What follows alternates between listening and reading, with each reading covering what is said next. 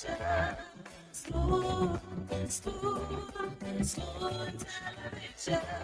Spoon, spoon, spoon. Spoon gonna tell you what is happening in Liberia. Spoon gonna tell you what is happening in Morovia. Spoon gonna tell you what is happening in Africa. Just to spoon, to spoon you know. Take the children crying for starvation, just to spoon. You want to get a new content, right? To spoon.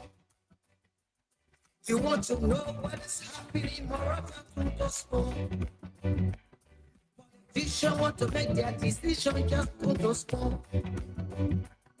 You want to know what's happening in the ministry to spoon. Yeah, to spoon. Yeah, to spoon. You provide them to spoon. Yeah, to spoon. If you eat it, my graduate, my brother, to spoon. You got a spoon TV, you got a spoon radio, to spoon. Yeah, to spoon. You wanna get a nose on it, to spoon. Yeah. Rastafari, Kiribamba, Kiribamba, Kiribamba, Kiribamba, Kiribamba, Kiribamba, Kiribamba. What I want? Yes, TV. Yes, TV.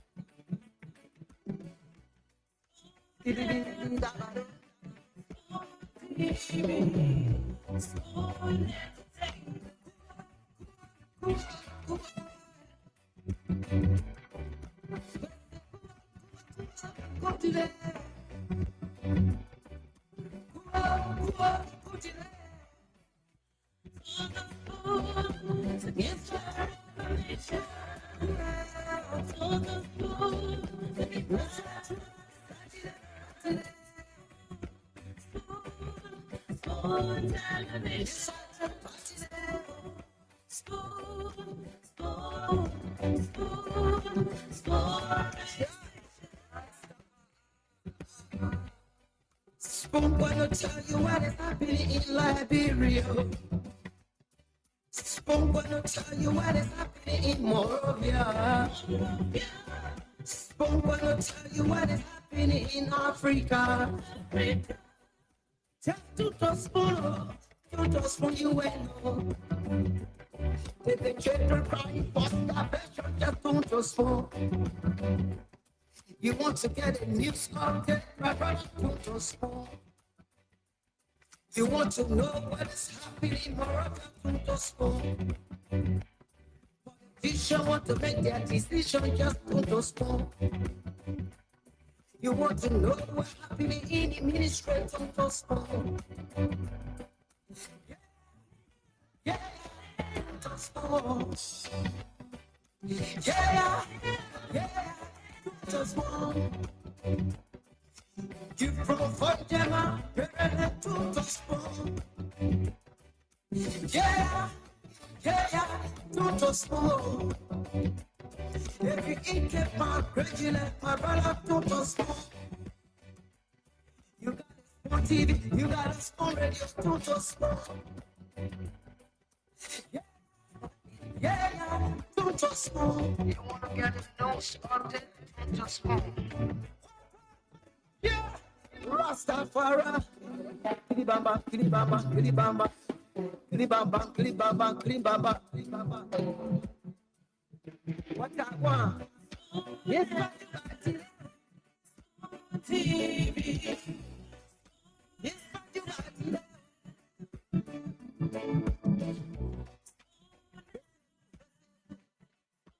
TV.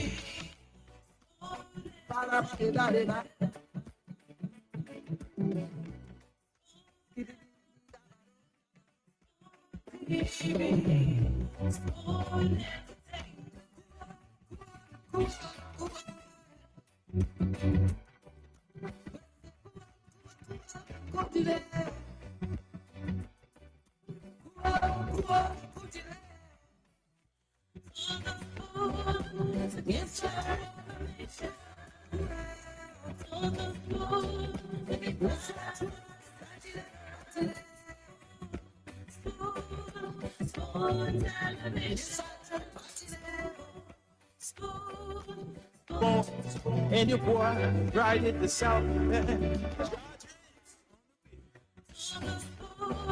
To get your information for the food to be part of my spoon, spoon, spoon television, spoon, spoon, spoon. And of course, Spoon is going to tell you what is happening in Liberia, its environment. Spoon gonna tell you what is happening in Morovia. Good evening to you, good afternoon, good morning, whatever you are watching from, whatever you are listening from. Welcome to the midweek edition of the program Spoon Talk.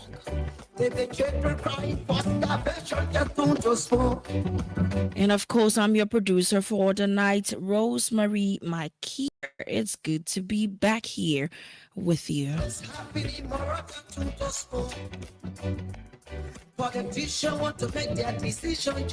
And as usual, the day promises to be very, very great. We will be joined by our host of panelists who are going to be discussing issues of national concerns.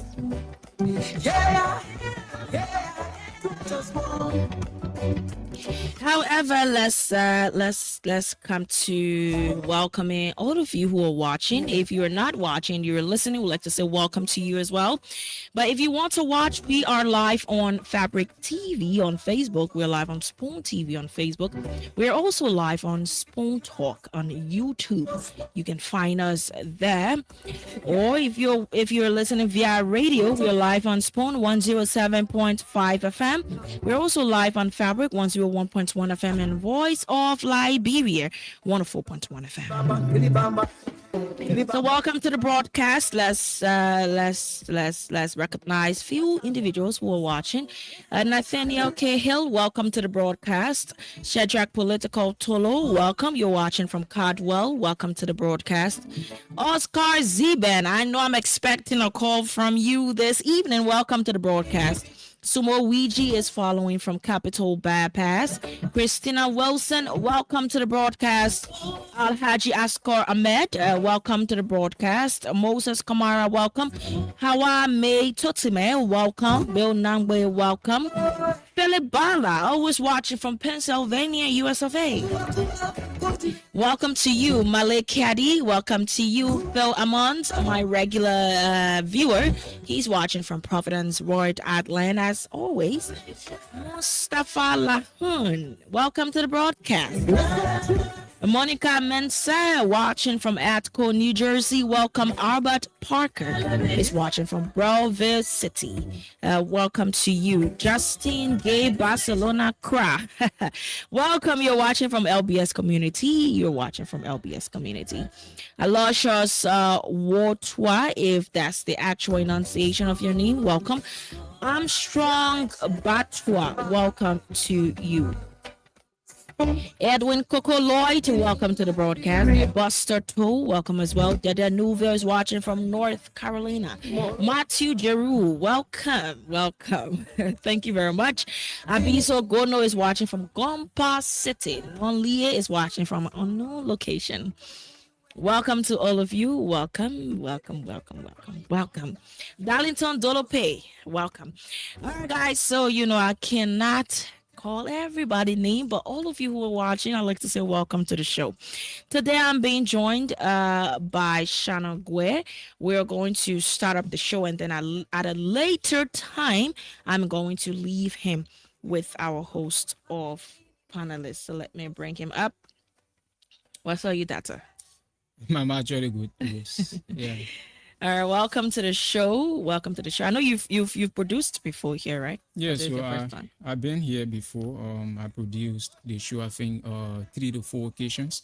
But I think I will Today is your first classify my day. first debut. So I Okay, think so it's then actually since it is the Liberian government, I mean, to turn him over, right. which is actually right. And I think we have to look at that. And Mm-hmm. also, we're also going to look at Quita Dodo. Yes.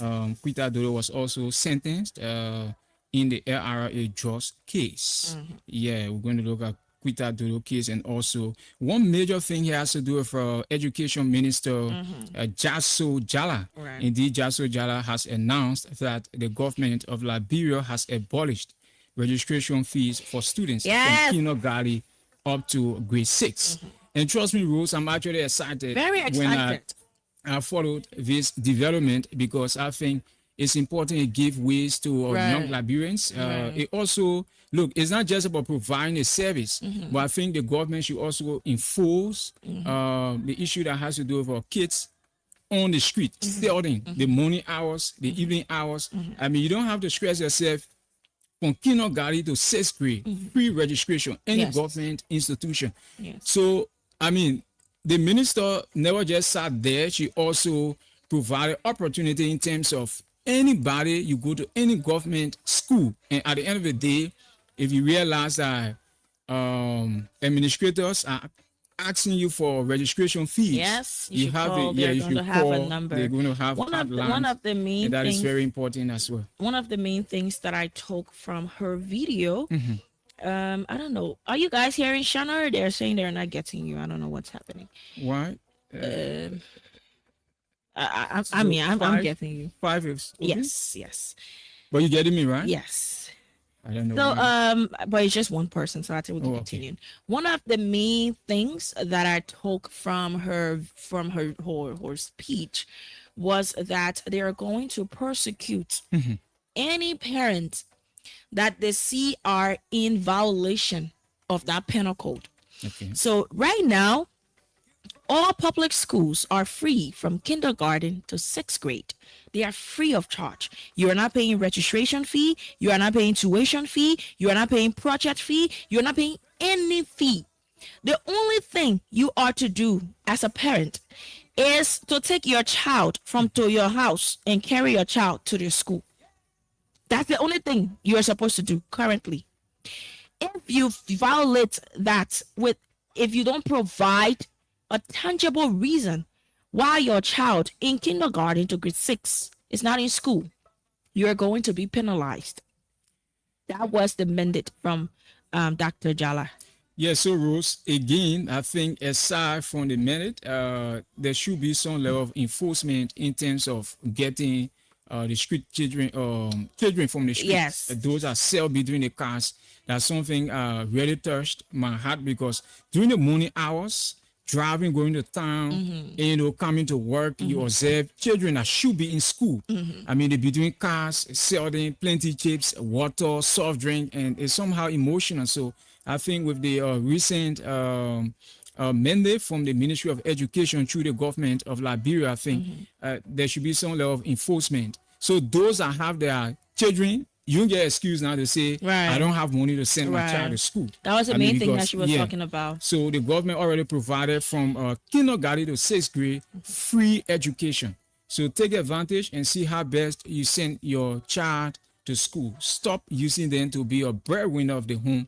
And if we can work from that end, because education is very important. You go up, you count down tomorrow. No one want to sit and get their kids or their Yeah, sure. children actually behind while others are progressing. Yeah, sure. Okay. Thank you very much, Shana. So to summarize, for those of you who are just joining us, our first major headline here is, remember on July 29, there was a story that a man named Augustine T. Lender allegedly killed his 19-year-old girlfriend in the Ominga community and dumped her body in the swamp. And it was alleged that after the incident, he fled to Sierra Leone, but then the Sierra Leonean government, working with the Liberian government, the joint forces, and he was apprehended and brought back to Liberia. That's one of our key headlines for today. In the next one, remember last year in July of 2025, Quita Dolokoso was arrested at the Roberts International Airport with 3.355 kilograms of cocaine. It was in her luggage. So now she has pled guilty. So there is no need to, has announced that the government of Liberia has abolished tuition fees, registration fees, and all of those fees for students from kindergarten to grade 6, beginning this school year, this upcoming school year, 2026 to 2027. So that is an amazing news. Those are amazing news in Liberia today. We would like to put that there, and I'm very sure that our host of panelists, they are going to be joining us later on during the broadcast to extensively propound on these issues. Let's now go to our phone lines. For the What's on Your Mind segment and take in calls 0777-771075, 0777-771075. Let's take this caller. Good evening, your name and where are you calling from?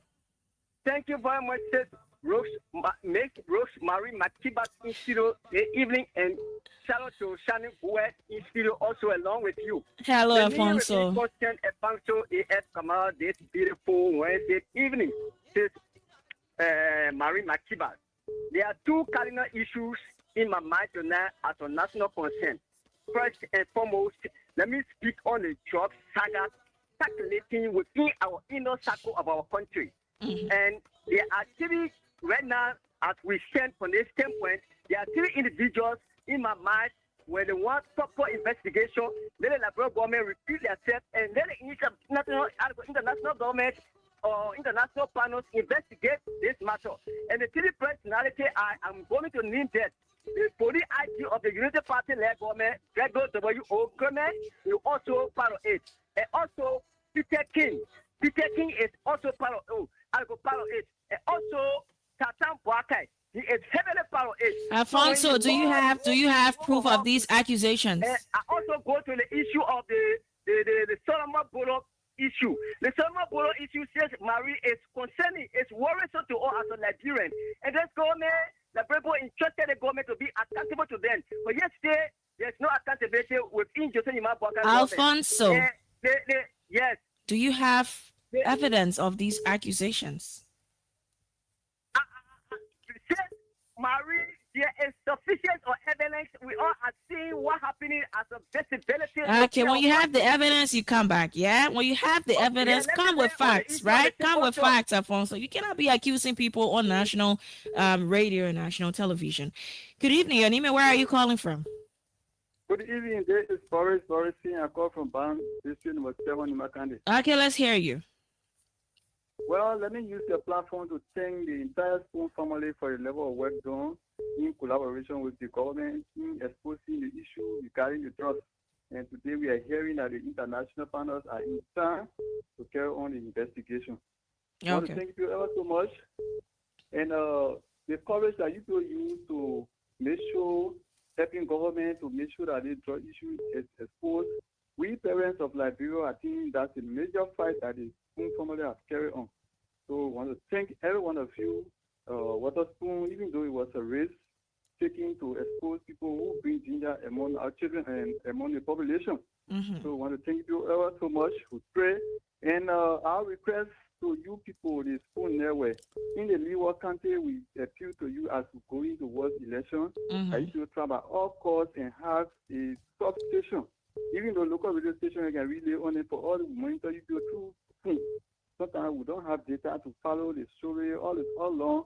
So we appeal to you at least that you will extend your antenna in your country, even the capital city, for all local radio station for us to monitor people, because the work that you people are doing, I have not seen, even though I don't want to discredit any generally, but the Spoon Network, the way you people do is independent, and your work according to the information, every information that you people give, it is fact. So I Okay. want to thank you all so much for it. Thank you very much. Thank you very much. So before I go to the next caller, I just like to clarify the schools are public schools, all public schools. So not all schools in Liberia, just public schools. Yes, I Because just needed to people clarify getting that. them Yes, I messed just up. needed to clarify that. Yeah. We did not Before you clarify go it. to someone else's private Right. school and you go So it's accuse- all public schools. Let's give the right information. I forgot Yeah. to put that there. It's all public schools. Let's it's go back to actually the phone public lines. schools. Good evening, your name and where are you calling from? Good evening. I'm Joseph Yampu calling from Caldwell Benson Street. Joseph Yamplu, let's hear you. Yeah, what is on my mind this evening is that Liberia is for every Liberian. We should come with sincerity. Mm. When you ask a brother for evidence, then you spoiled my heart this evening. This very spoon talk show 6-8 years ago when we were there was no evidence to ask for. When we were kush, we were drugs, we are K3 person, we are K auditor. This station never asked for evidence. You allow people to express themselves. Today, you're asking somebody for evidence because they're calling people who is close or in authority today. They can't help our society. Yesterday was good, today should be good. If you never asked for evidence yesterday, why ask for it today? And you caught a brother up because of evidence. So you started with evidence when they show, then you ended with evidence. That is why I'm a man. Okay, thank you very much. Good evening, your name and where are you calling from? Evening, madam. Yes, your name and where are you calling from? Well, thank you. My name is Lee Bassendi, and I'm calling from Chicken Party this evening. A proud member of Concerned Liberian for Justice. Mhm. Well, why is my mother this evening is have to do with the air force soldiers that were going to the ship. You know, I call that fun fair. Because nowhere in the world I ever saw or hear that serious matter. You are going after enemy, then you will call press conference or to come and video camera you. I call making mockery of the Liberian people because the father is there. These guys already you suspect them, you bring it also the dealer into the country. Mhm. Then you call press conference, you call media, you can photo your car and photograph or your post on Facebook. You don't think the people go, you will see it, they will go back. So they were just making mockery of my sister. Let me be frank. You can't do that. I don't know. Why is it that people will always be begging for all of that people? Where in the world you ever saw that? Where? They kind of money day. You go after enemy, then you pop, you put 2 sacks of water. So why the couldn't come over here going to get and say that? No, you got to be sure in your content, man. Thank you, man. Okay, thank you very much. Good evening, your name and where are you calling from? Hello, how are you, madam? I'm fine, thank you. Your name and where are you calling from? I'm calling Tupa. I'm calling from Sutton Creek, Monrovia. Okay, let's hear you. Somalia Drive. Okay, my concern is from Jamaica Road Junction all the way to Bonaville. There is no government school around here. And they are declaring free tuition for 6th grade down. How do we manage now? Where do we take our children? That's one of the major problems that the government will have with them. For the past time, no government school on the Somalia Drive halfway, down to elementary level. How do we manage? So I think you need to communicate with your lawmaker, yeah, in terms of getting government school within that area. So the Yeah, government. my lawmaker is Elwa Papu Flomo. But he don't have the capability of opening government school to build government school by his own. Hey, lawmaker can do roundtable discussion. Maybe y'all can talk together. Yeah, we can talk. Then he because the function of your representative is to represent you in the house. So if you have those issues, your lawmaker's role is to go to the house and then carry all those issues on the table. This is a long-age problem that we've been having in this community, in the whole region, from Jamaica Road Junction all the way to Bonaville Junction, from time to time. All the past lawmakers, the only person that was really making effort for us is the Lieutenant Police. But up to this time, there is no way. All the schools in the area is private school. They are finding it very difficult to send our children to school. It's being boarding on us. Okay, Yes. thank you very much. As an institution, we will try and see if we can work on that to air it. Thank you very much. Thank you very much, madam. Okay. Thank Good evening, your name and where are you calling from? Hello, I'm Daniel Flomo calling from Adair Junction. Okay, let's hear you, Daniel. Yeah, I want to tell the government of Liberia, thank you very much for that particular legal step that they take for the children of Liberia. Mm-hmm. And I want to tell the platform thank you again. Then also to the CEO. Although we suffer for the government with some of us we done working and things because they promise all, meaning the CEO, we need to go all around up to the time when you see my folks that will make an accident on the road and we're going Lofa County. So I just want to tell God thank you for that one. At least my child will learn for tomorrow. Thank you. All right. Thank you very much for the positivity. Good evening. Your name and where are you calling from? Good evening, Auntie Rose. My name is Abieso Davigono, and I do phone in from Gompa City, Nimba County. Okay, let's hear you. Well, I am excited. I just want to send out, an appreciation to the Ministry of Education, to Dr. Jasso Mali Jala, and the entire ministry, and by extension the governor of Liberia for this pronouncement today. I've been really overwhelmed with joy since I got the news this afternoon. And this is the best way to fight all of the vices we are having today, because when the nation is educated, beginning from the foundation level and coming up, I think that places Liberia on the right trajectory. What I also want to advise is that the implementation aspect must be, enforcement, right? Because there are parents, there are people who still, with all these opportunities, they will still take the kids to the farm, and they should not be. This is about time for every Liberian child to have access to education, So I want to say thanks to the Ministry of Education, thanks to the government, and I know by God's grace, more will be done. Okay, thank you very much. Good evening. Your name and where are you calling from? Good evening, Rose. It's Oscar Zigman calling from Compass City, Nimba County. Oscar Zigman, I was awaiting your call. How are you this evening? I'm good and fine. Okay, let's hear you. Rose, what on my mind has to do with the economy of this country? Over the time, we are decrying on the government. The foreign nationals are taking with the Liberian out of business. Recently, then, they had a store and the rest of with the government that store. But they are going to war, selling sheet of zinc, selling football by yard, putting goods in their car from community to community, selling it. So we want to call upon the government. All the time we call upon the government. The aliens cannot pay this country. No, we, the citizens of this country, can pay this country. If you allow the aliens to put we, the citizens, out of business, it will get off total and our country will not be built. You will not go no country to see an aliens to be selling sheet of zinc, from by yard, or pour water in a store. So the government had to come in and do the prudence and see how best they can get with the Liberians, the encouragement to pay our own country. Because as you can see, we are going out of business because we don't have the strength. The money that the aliens can bring in this country, we don't have the strength to complete with them. So we want to take this time to call upon the government. You got to do something for we the citizens. Not so 4 or 5 years from now, we'll be a beggar on the street. Thank you. All right. Thank you very much. Good evening. Your name and where are you calling from? Good evening to my spoon family. Yes, good evening. We're listening to you. Yeah, you respond to me too now. I was surprised to say good evening. Yeah, I thought I know to my time going there. It's Bako from the Unity Party election period. Bako. Bako, go ahead. Thank you so much for the opportunity. Oh, let me tell the Liberian, some of the modern Liberian, they all pray.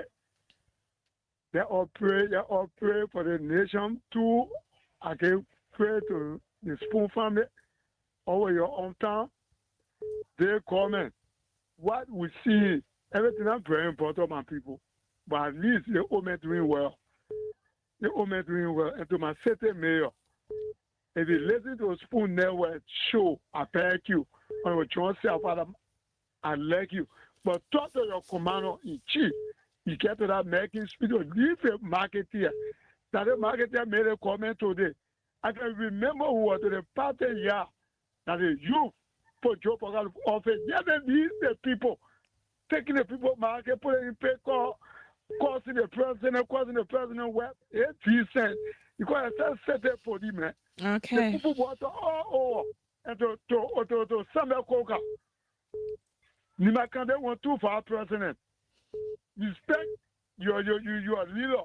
The far president your leader. That I may make it today you become someone. Trump be on cripple on the Coca. See this you not that the country can never be on the call. But the cuckoo the economy, the yellow machine, the free education and the minister of law. They will bring some of the men that bring will take around the country to the former president. What the cool impact they take for all the country. Thank you very much. The country that give part on it. Is that something else? Thank you very much for calling. Thank you, bro. All right. Welcome, CEO. Welcome, Dr. Richardson. Thank you very much. Rosemary, I thought you say you quit. You can do spoon talk again, Rose. I can't advocate for me to do the show. You can advocate? That Richardson. I give those solicit. Oh, so you use our show to solicit. Hey, Rose. You know, this is you're not messing me on the show, yeah, CEO. Rose, but I told you. You messing me, right? Yes, Rose, I miss you. You see? Shannon, go ahead. How you doing? I'm okay, Chief. How's everything? It's good. It's good to see you, Shannon. What's going on here? What kind of tactic game you guys play on us? I'll leave it, man. Yeah, go see you. Yeah, Rose said she just want to chip in, especially the fact that this is a slug, so she thought it was to officially introduce, to introduce me. Oh, to introduce you. So Rose on a mission. Rose on a mission with no Rose speed. Rose with Capricorn. I'm like Capricorn to you. Shuata? Rose, you leaving us for true? No, she's not leaving. I like how you saying leaving or what? No, she's not leaving. There's somebody no, I said mean, they want to see Rose on the show today that Rich is saying. Our Rose show face. Oh, I see. Okay. I like Capricorn there. You believe me? I'm Capricorn. I'm not a Capricorn, my people. But Shannon, it's good to have you on the show, though. So you guys will be splitting it. Yeah, you'll be splitting the time. Yeah. Y'all be splitting the time, yeah, and Rosemary, or how you doing it? No, that Richardson lead that one. They're not splitting time. Okay, your first time I do it, no boys. We have to put you guys on the show. So I watched you work when I was in Liberia, and you did very well. So. Shannon Westmore. I got a turbo Rose. Rose, what you had it again? You want me to say? All right, when I say like your own thing that you asked me to say. I didn't say anything. Mm-hmm. So sure, I'm a tall or I'm not tall. Which one? It depends on how you talking. Oh. So when you want me to talk, I will be careful what I say. It depends on what you're talking about. You can rephrase and turn things around. So I just need to know what you're gonna say. But you got, because when you called me this morning, right? Dama and I, we were on the phone. So you said something, I can say it or I'll mind my business. Because I get no special way to say it. Yeah, and I follow me. I get no special way to talk secret. Say not the way I say I'll correct you. Oh no, okay, but let's forget it. Because once I say, oh. So that really anyway, no, Rose, I'm working in the back, all good. I shouldn't say it because yeah, let me just be, people here. But Rose, you're confusing people because you said that the other person that we're going to buy you the car. But if that person that buy you the car now, then you're confusing me. You're putting me between a rock and hard place. But anyway, look at that. I'm not going to find out you know how I conversation. But you see, I'm talking, then you say you now say again. Conversation. Rose, everything is good. Everything is good. You're super. We're good. Everything is covered. According to the law, we're happy to have you. I know you will be doing the show. But Richardson, what we're doing, we're having a whole department of Spoon Talk. Somebody will be doing all this because it's only important that we run the show accordingly. People that will be sharing our contents and creating more awareness for the show. This is the People's Program. And Rosemary, one of those that will be, doing this thing because Rosemary, Lorena, and Shannon Gua, Damas Slanger, Nelson Kola, Yekezi Zobe, all the great men and women of Spawn, we got to elevate this thing. It's getting bigger. It's getting bigger. So we want to say yes, indeed. We'll set aside a special GoFundMe for the crew that they will be all in Jobo Jobo. And again, Rose, trust me, I've spoken to the good old people. But you know what Rose said that Richardson? Rose said, don't introduce me and leave me alone. I said, oh yeah. Rose, you better go. I thought you sports more. If you know where I know, you better run away. I thought you sports more. Thank you very much to everybody. I leave you in the hands of Shana Gwe. It's late. I have to leave because I don't have Rose. Why are you trying to escape? No, I'm leaving you. Why are you escaping? Rose said, but Rose, give me 1 more minute, Rose, I beg you. So we're telling her, Rose is CEO. Don't worry about that thing. I said, Rose, I'm friend. She said, CEO, don't worry about that thing. Just get the announcement and leave it. I will take it from there. I said, oh, yeah. So, Rose, I have given the announcement. Take it from there. Yeah, you're my daughter. You are our staff. And again, I want to say you've been doing a great job for the network. And yes, indeed, you continue to work. And everything you share on the show, we appreciate you. But you have to go home as early as you can. And we look forward, seeing you another day. Thank you very, very much. Thank you, CEO. Thank you very much. Yeah. Shannon Gwen. Text us to make sure that was good, okay? Yeah, we are in the good hand of Shannon Gwen. Shannon will be producing. And I want to say to all of you, we got our brother Al Hussein. Wow. I think you're getting used to our show now. You're getting really used to our show. But man, I just came back home. No, but you back home now? I just came back home again. So you started eating, you started eating the pig food? Because I think you're doing the pig food you're eating. And the Bible said the food that the pig were eating and why the prodigal son were eating. So you back home now? I'm just asking you. Okay. I'm back home. I see all the guys there, they're running away small. You put there for 2 years, they couldn't make it. I see you put the answer and CDC in Jobo. Kev Hassan and confused like her. I don't know why you do this to them. You put it there in Jobo. Yeah, again, but that Richardson makes the time she came on the show 3 p.m. and says, "No, what happened?" The show is started. That Richardson, you in different time zone. You can't 3 p.m. and say show start. It's true. I was in a different time zone, but now I got it right after we talked. After you texted me. No, I know. I'm the only person that can make you to get it right. Now, Richardson, I'm the only person that can make you to get it right. I know that you get it right, and I'm happy that you get it right. I want to say to everybody, yeah, I'm the only person because you can't come to me PM and tell me say. Tiara just leave me alone. What Tiara can gossip about people. That all is remember she can gossip. What is she saying? This year you need to go back to cash. I know cash reloaded. Oh, she got to put in cash. Tiara the bad girl. That Mr. Cummings said you're not running again. 2029, he ain't running again. He said at the last bus stop. As if Mr. Cummings know that you were wrong. You were wrong. Even in your grave, Mr. Cummings, you were wrong. We're not stopping. You were wrong, Tire, Mr. Cummings. Not to be frank. If even Mr. Cummings is 85-year-old, that Joseph Boyka, he was still wrong. You were wrong till we made him president. Mr. Cummings said he ain't running again. Ladies and gentlemen, welcome to Spoon Talk. Mr. Cummings said it's rough. So now, John, we have made an announcement. Mr. Cummings gave us. He said it's rough. So you like Gibson? Mind your business. Go back and leave Fadiga alone. You and Fadiga not keep what you like. We are commission. Oh, she is. She is a commission. No, we are commission. Yeah, she is. She is a commission. The guy can spend $1,000 to contribute to ANC every month. Jeez. She spent money. The ANC women that the richest look at she and her husband check up. She said, "You'll take my bank card for on your record. You're still collecting the money. You only know so much. You know everything about everybody on the platform here. So I know. You know what Fadiga? Don't please don't. They support that bet on you someone you again. Yeah, leave me alone. I beg you because when you and Fadiga ready to how you and Fadiga did your politician like brother, you put bad news behind it. People can hear Fadiga on it. But yeah, understand this. They put, America, if you put your bank card, your credit card, right?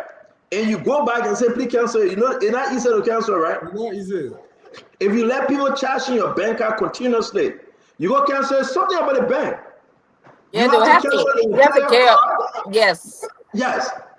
Yeah. And now what happened with that emergency and ANC? Stop it.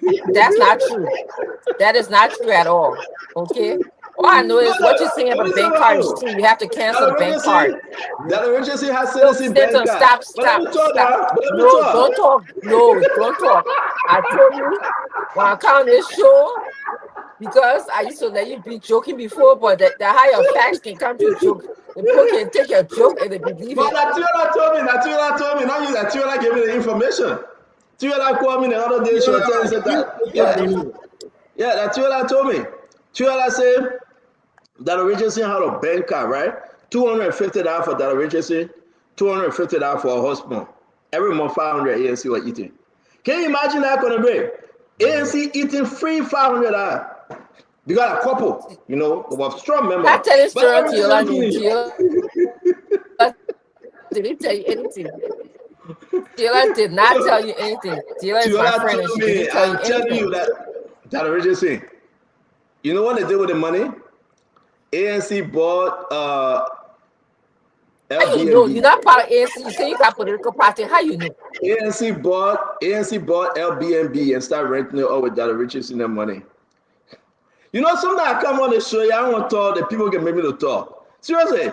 And you know who believe in me? Look at that. Now God said that truth center. People are saying that's true. You see what I was saying?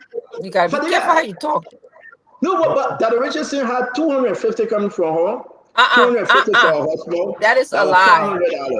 That is a lie. The card, a citizen bank card. The number end in 3. I know you beat up. I know you remember. I know you have a bigger card. The last four digits of that card number 3217, right? They put that card on file. Go look at the card number 3217. And they got every month. So when that Richardson left ANC, that was the problem. Like Tiola sent me the card. Tiola told me that. Stop telling stories. Tiola would never tell you like that. But let me tell my story that Richardson, everybody in ANC know that how they were collecting money during 2023. I'm not telling story. Everybody know that. When they left ANC, it was hard for them to. I don't know that. I don't know why. I don't know that. I was part of ANC in 2023. Tiola told me Tiola was contributing $500. Tiola was contributing $500. Her husband she had, because she and the man out together, she was paying for the man also. But she went ahead and she canceled the man, but the people couldn't stop. Take it, that's not true. Tiola and husband not together. Tiola, my sister, she call me every day. I'm not playing. Tiola and husband not together. What do you think? Tiola going to Liberia every day. Tiola get somebody she talking to in Liberia now. What do you think the mother going to Liberia every day? My mother in No, I don't want to call it man. Yeah, I kept calling about welcome, yeah. Remy Great welcome. I will call it man. The man is welcome. No, you can be serious. Let me serious. Tiola, you text her. The people on the radio can't see your texting. So you text her with it. Tiola, you're good at responding to me. Don't pay attention to you.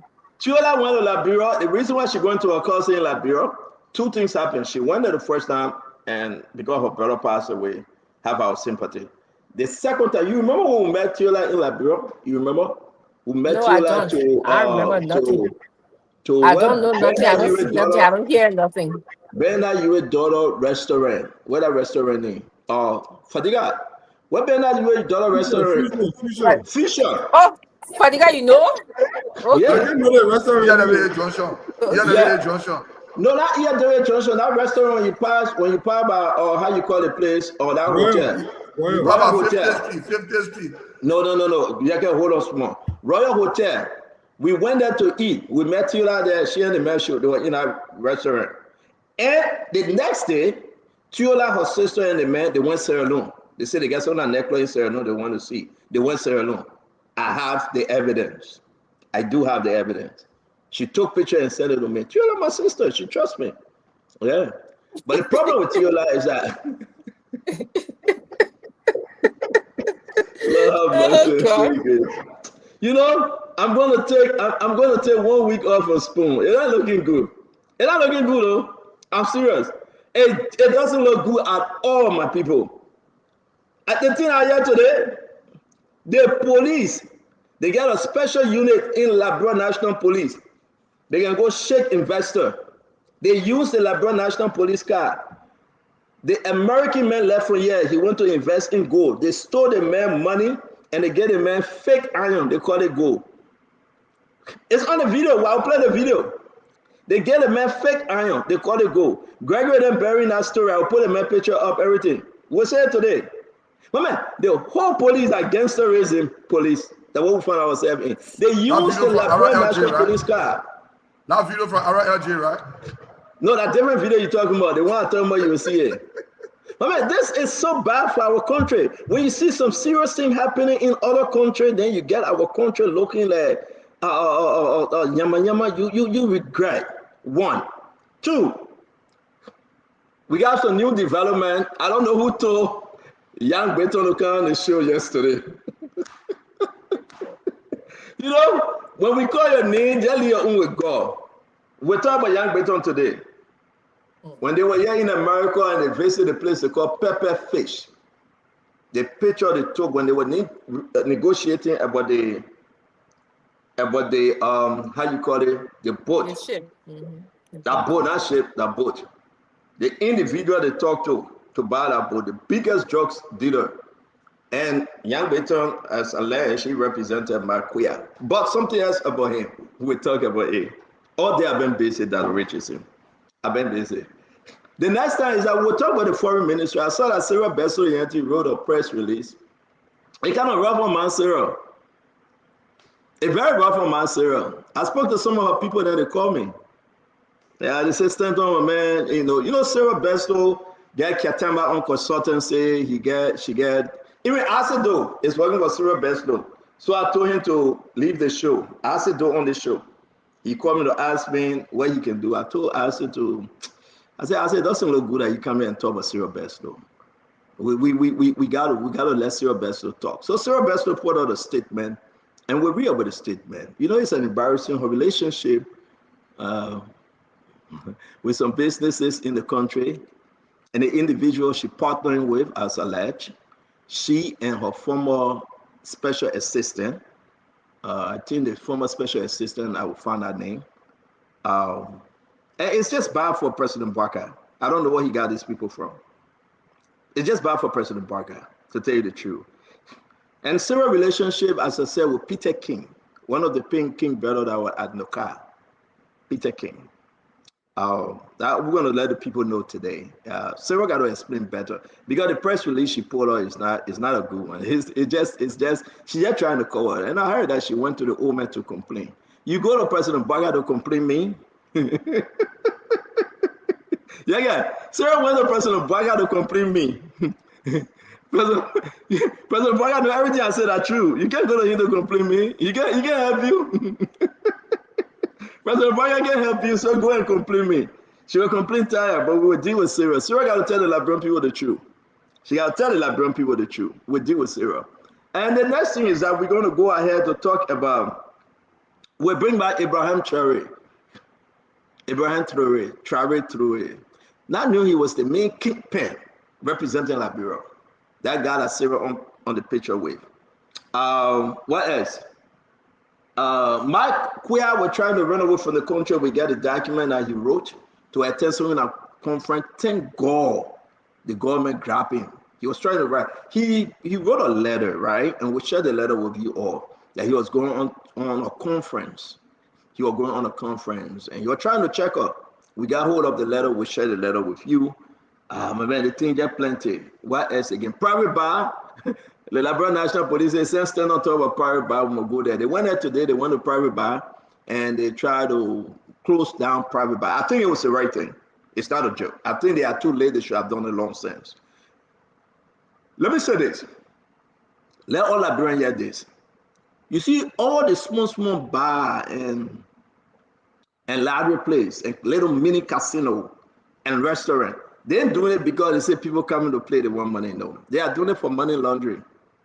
Yeah, they are doing it to run a cocaine. Yeah, all the small bar you see, they bar that bar. Yama. Be very careful. They are doing money laundering and they are doing drugs. They are doing cocaine. They are. And it is for us to expose them. One of the most famous bar in the country. One of the most famous bar in the country. I will call that name tonight. They are big in money laundering. They are big in cocaine. So then we're talking to the other person writing against Senator Koga to send a hat. What do you think about Koga and MDR? MDR run a hat. Colonel Gray, who take MDR hat? They put them wrote an official letter complaining against Senator Koga in an emergency executive meeting. But you leave me with your Koga. The MDR got to do something better, man. MDR got to do something better. I don't know when you get me involved with it. I'm not interested in MDR thing. I know you send it to me for me to talk about it, but I'm not interested because to me, that's just nonsense. I'm not an MDR man. You will be fine.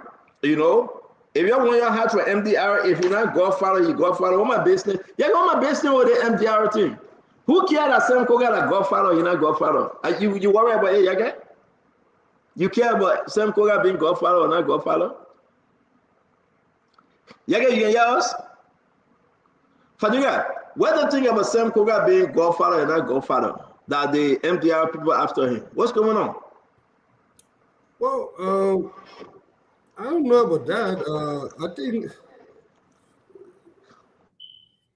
I know only one Godfather was in Nima, and that was the late former Senator Prince Johnson. As far as this whole Godfather thing, I think it's just folks trying to sow some seed of division within the ranks of the MDR and whatever is going on down there. But well, I just say, folks, you can't do that because the people took Sam Koga to court, right?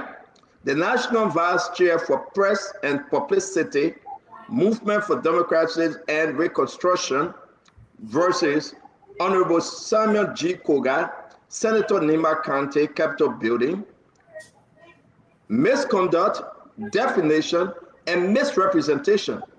They sued the man. Well, let me the whole Godfather thing. Let me just put it to rest. There's some serious feedback.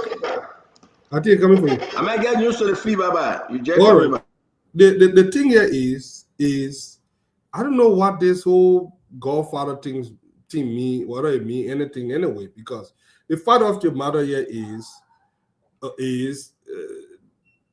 Koga is from Nima County. I don't know where the who Godfather, who not Godfather. I think people just hyping it up. Nima County has proven to be united. I've seen a lot of unity, the Nima Quadro thing going on. So I don't know. I think they should just tune it down. But who are the people trying to hype it up? That's what I don't understand. Are you blaming somebody outside of MDR? Because MDR themselves, the national vice chairman, they are saying that we're taking Koga to court, and they took the man to court. Let me put it in the chat room. You'll see. Well, I will leave it with the MDR. That's their own political affair. I'm sure they will sort it out. The man bounce. You can hear me? Yeah, I got no fee to find MDR. Yeah, you're muted. Can you hear me? Yeah, I'm trying to connect to another internet. I'll come in 1 minute. Okay. Let me say, Conor Gray, though. Welcome to the show, Gamode. Let's bring Conor Gray. Conor Gray, this thing about that MDR fight, but people from the outside. Not nobody from the outside. I mean, what's saying you? Let me put the letter in the chat room because this is seriously concerning. The people are telling the judge that we are going to sue Sam Koga because he misrepresenting the MDR. Who doing this to Sam Koga? How is he misrepresenting? What's going on? Who doing this? But clearly, Senator, the people, the opposition outside of the Nimba quadrant, I've seen the vulnerability of Koga, and they say when the house is divided, the stranger will exploit the the moment, and then and win some scores.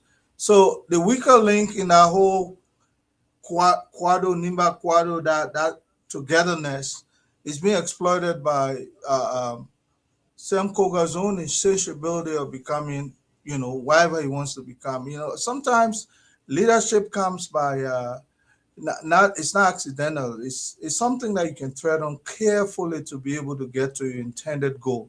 For now, Koga will not realize that it's not that individual that will take that curse behind Nimba County of becoming the president someday. And this guy, Koga, will be the one to exploit that moment. And I don't think the Nimba people will take it lightly. So he's wasting his time, in my opinion.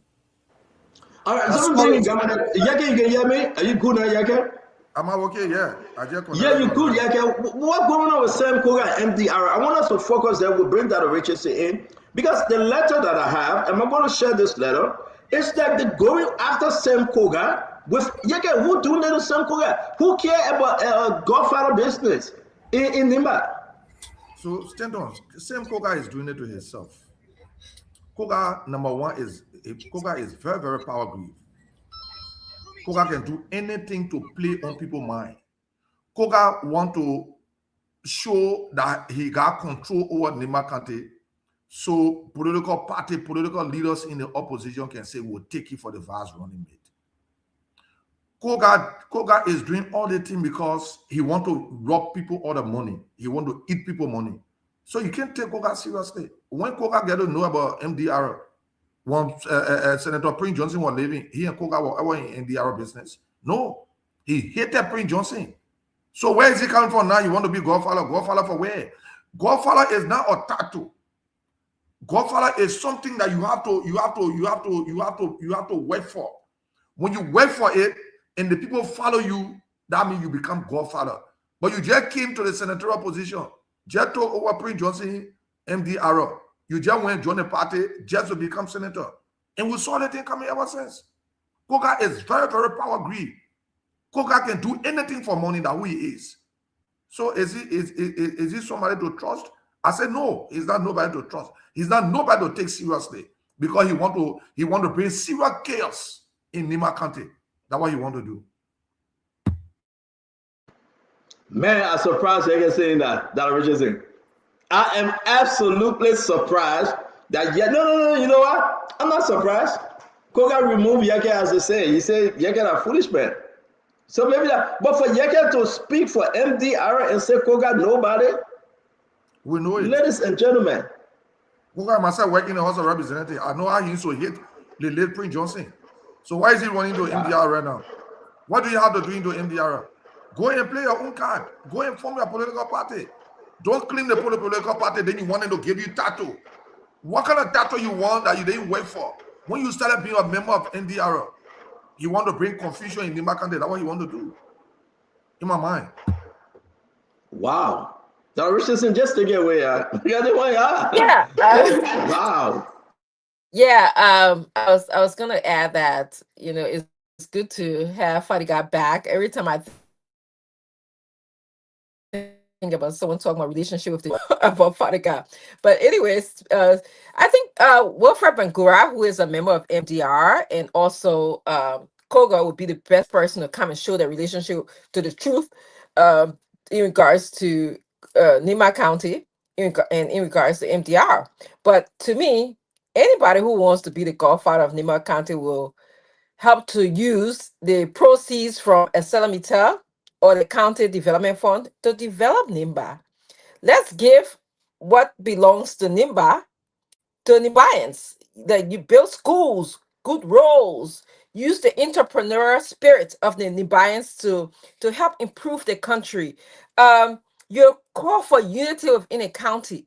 You're not just a godfather is just a laborer. It's just giving somebody a godfather. You ain't doing nothing for the people of Nimba County. It mean nothing to Nimba or to me, who is a Liberian.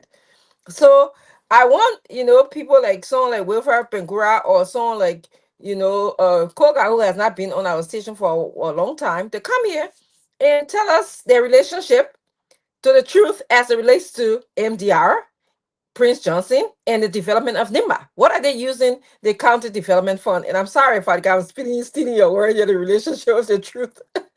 Yeah, so back to you, Standen.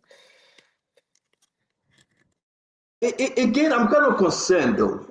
Clinton, this MDR fire it gets to be very serious. And Sam Koga on the other side saying, hey, that's me. You want to come after me, right? But who cares about what's the important about being a godfather in Nimba? And what do you think that Nima Kwado, some of them after Sam Koga, is he a threat? And who is he a threat to? Well, you have to look at the history of Nimba and the role Prince Johnson played in Nimba since 2005 in deciding elections in our country. And with the death of Prince Johnson, the vacuum is created. So, of course, you have the person who, with the most vested interest in becoming the godfather of Nimba, who be the vice president, Jeremiah Cohn, now who wants to, after Prince Johnson, have that Nimba bloc support him fully. But then there's a Koga factor because, look, I'm not an Nimbadian. I don't understand Nimbadian traditions, but when Prince Johnson died, we saw what happened. We saw the passing on of the torch, and of course that was explained. Traditionally, what that meant was that the torch from Prince Johnson was passed on to Koga, quote unquote, making him the godfather of Nimba.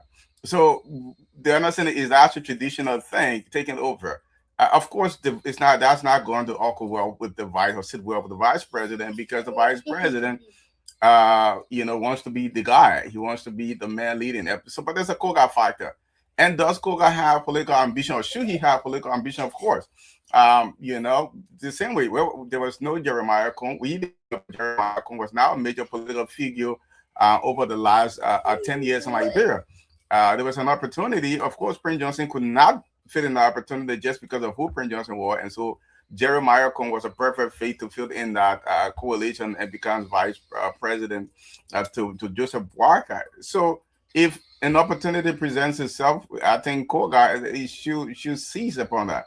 I think if there is no one more fearful of Koga than the vice president, no one who has no interest in Koga being a major political figure, the vice president, because you're talking about splitting the Nimba vote.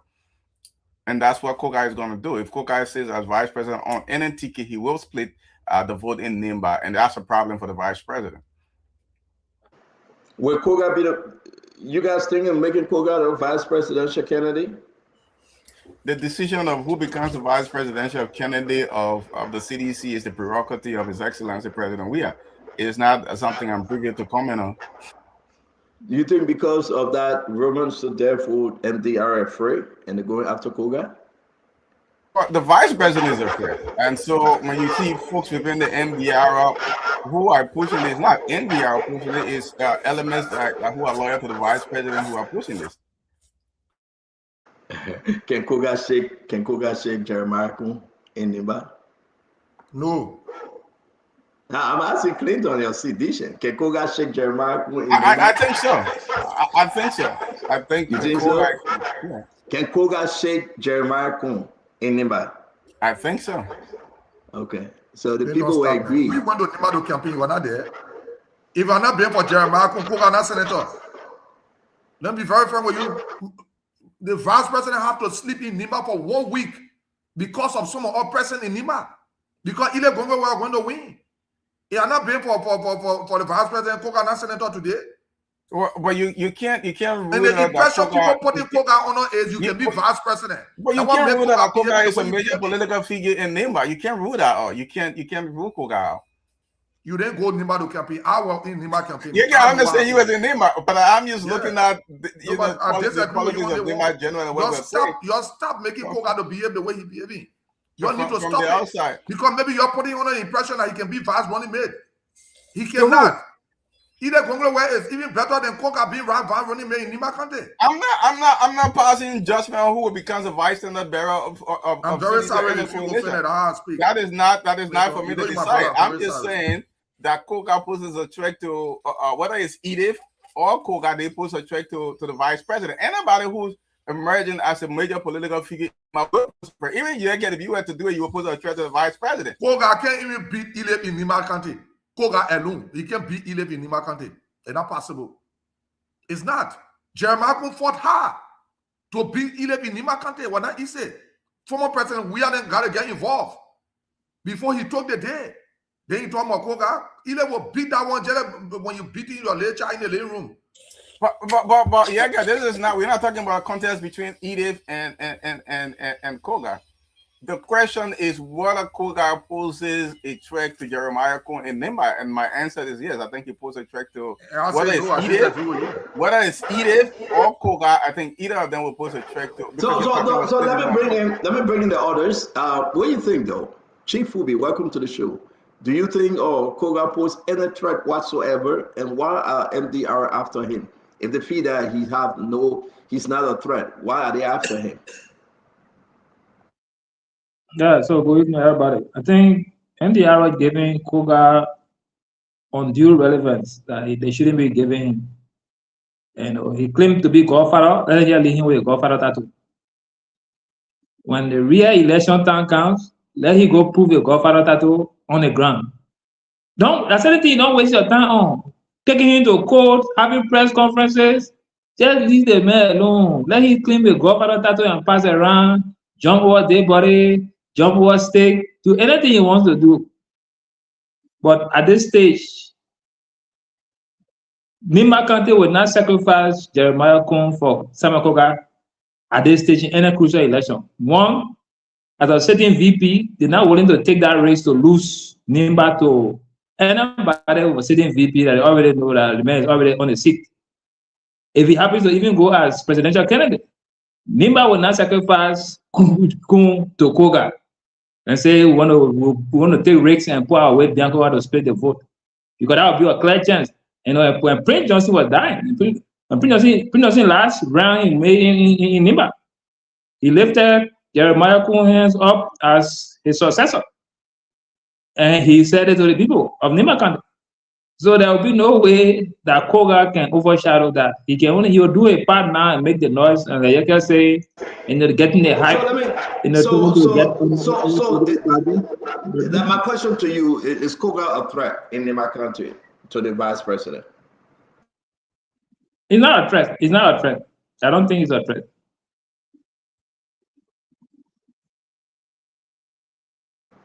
All right, let me bring in Emmanuel George. Eman, welcome to the show, my brother. How serious is this? And I will put it up, though. They're going to sue the man, right? MDR, Congo Town, Tottenham Boulevard, before the membership, National Executive Committee, they take the man complaint, they sue into the National... Kevin DJ, Matadi, National Vice President and Publicity Movement for Democratic Reconstruction, Bureau versus Samuel Koga, Nimba County Capitol Building, Senator Samuel Koga. Yeah, they put say they ain't like the thing the man done, you know, so therefore they want to complain. Final complaint against Senator Samuel Koga attached is a formal complaint with all of its attending exhibit against the Honorable Samuel Koga. So this is a big one, though. You know, we can laugh and joke, but the people say, listen, this guy, are they going to kick him out of the party? What's the plus and minuses here? Or Emmanuel George, there are people saying that this guy, Samuel Koga is taking my holy water and all. I hearing that the people, the Alajua people can dress in white and go to Samuel Koga house. And because of that, Fatima, my sister, ended up leaving the house because she can be having bad dreams. That's what Fatima told me. No, I'm serious. I mean, but you don't be telling me your thing because you're telling me I would say Fatima told me that she living in Samuel Koga house. I mean, I'm talking my own. You tell your own. No, I'm just asking. I don't be answering some question. I'll tell my own and leave you to figure it out. The Aladua people will come to Samuel Koga house and they will be bathing in with salt water. They say the evil spirit go, evil spirit go, evil spirit go. They will tie a tooth and tie a two hand and put salt all over here and put candle right. They said Fatima saw it. Fatima run away. Fatima said she can't be there. They're not baby before. No, but Fatima told me. Fatima told me. They said Fatima was scared. Fatima had to sleep in the other room.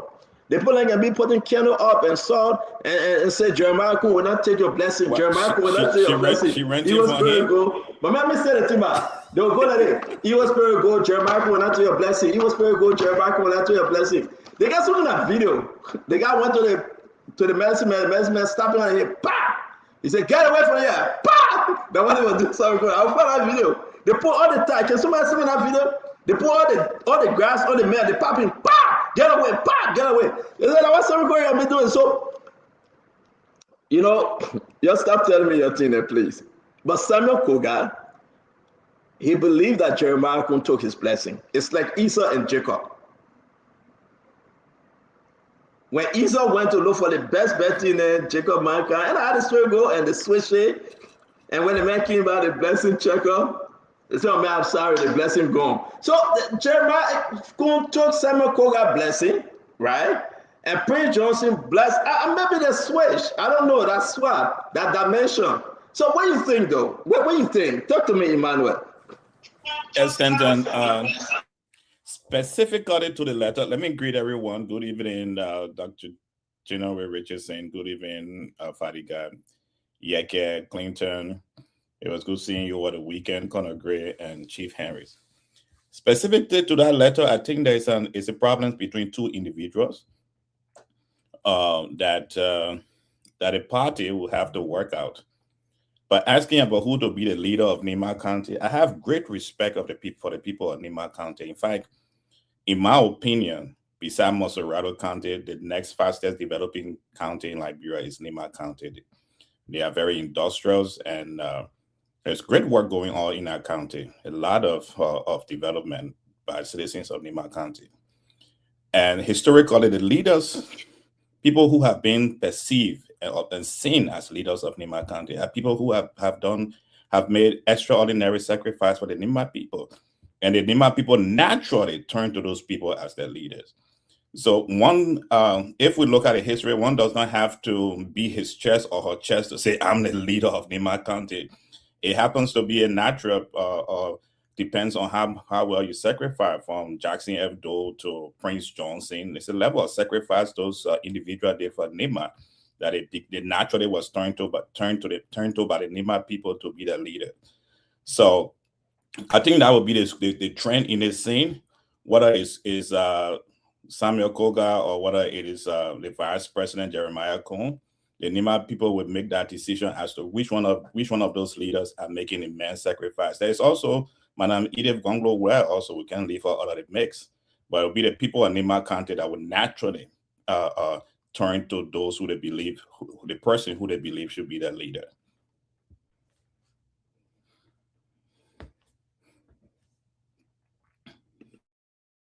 And since Stanton is not around, I'll put his part into it before he come on the show. I would like to send great congratulations to No, on the show. Keep your ANC congratulations on the show. In Dallas. Keep in Dallas for a great and successful July 26th celebration to President. Thank you. I want to send to all of you out there.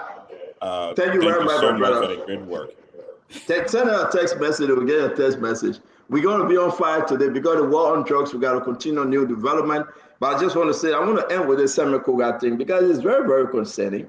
And I want to ask every one of you out there, do you think Samuel Koga can shake Jeremiah Cohn in Nimba?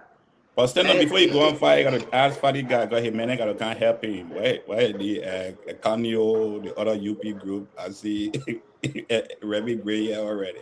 Oh, Fubi have come also. Sorry, I forgot. Fubi declared that United Party participant 3 days ago. So I want to just go back quickly. If you think that CDC, actually we are hearing either Gongolo Ware or Sam Koga from Nimba. But I know we'll talk about the drugs. Do you think CDC should go in Nimba to get a vice presidential candidate? Dr. Richardson, I know you're not a seditious, but as an analyst, what's your take? Should CDC pick someone from Nimba? Will it help or hurt them? Dr. Richardson. Well, as I said, in order to see who can, gather the people of Nima County, we have to look for someone who have done well, who have allow the people in Nima to gravitate towards them because of what they have done with, some of the resources. Like I know they have county development fund. Have they done well with the county development fund? Have they done well with some of the arguments that were made for, Settlementer providing more resources for the people? Are they using their time to unite Nibayans? Because as we all know, Nima consists of many different tribal groups. Some of you may not even know they're Basa, Madingos, Gio, Mano, so we have to find someone who can unite the people of Nima and who can argue for them, who can speak for them. So if you're asking me, I think it's too early for me to actually make an announcement as to who would be the appropriate person to speak for Nibayans. And I think something that governor said, the head of the CDC would appropriately make that decision who he wants to be his running mate. Although we know Nima is one of the larger counties in our country and very populated, sometimes can make or break our election in Liberia. So it's something to study. It's something to look at. But I mean, I can't tell you if I don't know. I want to say something about Jared Radical, but I just I think your and I'll be honest with you, Stanton. I think your proposition of anyone trying to kick Jeremiah Cohn out of or run to offset Jeremiah Cohn because you actually want to tell us something good about him that he's doing well. So maybe you want to run his campaign here with us. But I don't know. I mean, Jeremiah Cohen is playing the role of a vice president, and it's up to, I think time will tell to see how well he's doing as a vice president candidate. So my question again go back to you. Do you think it's a smart thing for CDC to pick either Edith, her brother Tewan, or Sam Koga, whosoever from Nima, as the vice president? Too early for me to state. I have to be able to, as I told you right now, anybody who's getting a godfather, labor, anybody who's working in the best interest for the Nibayan people will be the person that I'm going to keenly look at. But it's too early for me to call anybody right now. But I think that somebody can offset Jeremiah Cohn. If you're asking me if Jeremiah Cohn is doing a good job as a vice president, which is, I think, in essence, I didn't ask you that. We can make. Well, I'm reading between your lines because I know that. If you ask me, I will answer you. Whether Jeremiah Cohen is doing a good job for the people of Nimba, I get my answer. But I didn't ask you that. Well, so if you come back again, you want to ask me, and I will answer you. I can tell you right now that you want me to answer you now. I can answer you now. And I want you to answer me by enumerating what he's doing that makes it a good job for Nimba. I didn't say he's doing a good job. You saying that he's doing a good job. Oh, okay. I was assuming that because so what's your question for me? Say you want me to get into it. What's your question for me? Is Jeremiah Cohn doing a good job for the people of Nima County, in extension, the people of Liberia? Okay, now you're asking your question, I will answer you. He's not doing a good job. He's doing a damn excellent job for Nima and the people of Liberia. I knew you were going to say that. Ask another question to Brother Richardson, what did you expect though? I know, right? So you know what? That's me. It's okay. Right? It's okay. You know, I asked you the question. You want to bring Jeremiah Cohn in? I'll give you Jeremiah Cohn answer. And I know exactly where you're going. But again, to be serious, Jeremiah Cohn should do more for the people of Nimba. Jeremiah Cohn should hold the people of Nimba responsible for a Salamita mess they are doing in Nimba. Jeremiah Cohn should elevate the status of Nimba. He's trying. But we need more from a Jeremiah Cohn. Jeremiah Cohn should fight not only for the people of Nimba, but Liberia. In the mining sector, Jeremiah Cohn should show that he fought the people. He's not for Jeremiah Cohn. Right? When we look at infrastructure roads, Jeremiah Cohn should make sure that he's not only fighting for Nimba, but for the Liberian people. When you talk about them drugs that we're talking about, we want to see Jeremiah Cohn on the front. We're not seeing Jeremiah Cohn fighting drugs seriously. You want me to tell you the things serious I know about Jeremiah Cohn and he should do? I'm not going to babysit Jeremiah Cohn. No. I But think he said Jeremiah he's doing an Coon excellent today. job, so I'm a little confused. And again, let me help you, Dr. Richardson. I don't sugarcoat. Jeremiah Coon, what Asada Mita is doing in Nema County, he can stand up to Asada Mita and auto mining concessions operators in our country. And he should make sure that the Liberian people benefit. No, Jeremiah Coon is not vice president for Nema. He's vice president for the Republic of Liberia. And a bad thing happened to Joseph Boakai today on good governance, on corruption, on education, on healthcare. It will fall on Jeremiah Coon. And that's why he got to burn himself as a Liberian vice president, not Nema vice president. So I'll go back to my question. I know you wanted to hear this from me, Dr. Richardson. I do not hide. I say the truth as it is.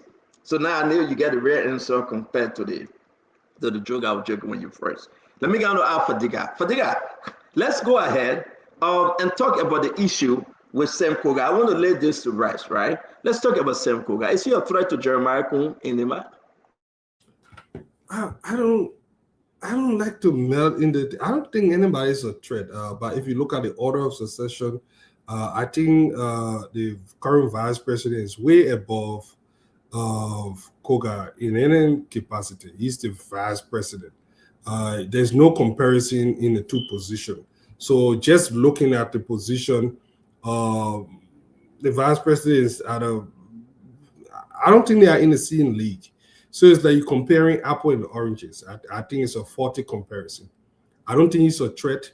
The vice president is a very, how do I describe it? He's a very rational person. Given his personality, I don't think he's a match. But again, it will be comparing apple to oranges. Compare someone in the same league. The both of them are not in the same league. So it will be a disservice to the vice president to even be placing him in the same category as Senator Koga. So that's the first thing, But as far as that is concerned, Nema County have done a lot of good work of staying together with this Nema Quadro thing. So I believe that it will continue. So with all these things, you asked one question that I thought I wanted to ask about the vice president.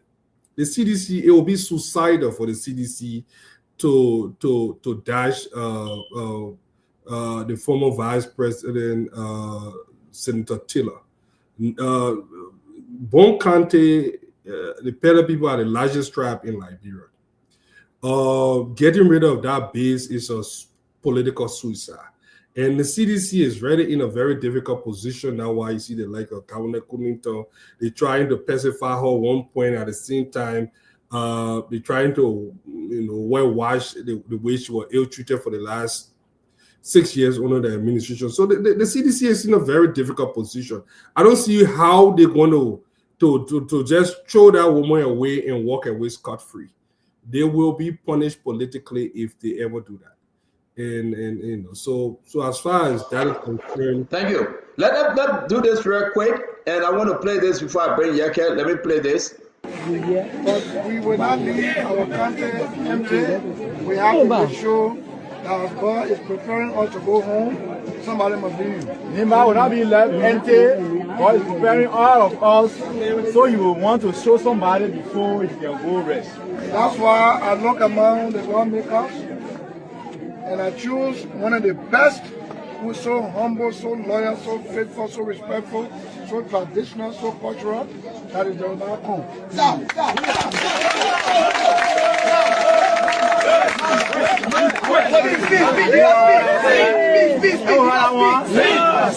The non-lawmaker representatives, right? The non-representative in Nema County, below among them, and all of the adjectives, giving words are good. Like I made people to be happy. Below among them, he chose Jeremiah Coon. Jeremiah Coon, I said it yesterday to someone who visited.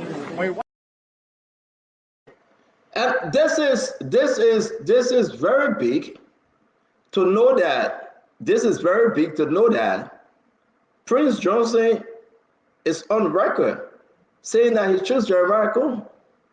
Yeah, no, I mean, I say Yeke, I say you. I say Yeke. Stanton, I'm not a member of the CDC. I don't claim to be a member of the CDC. I'm an independent candidate.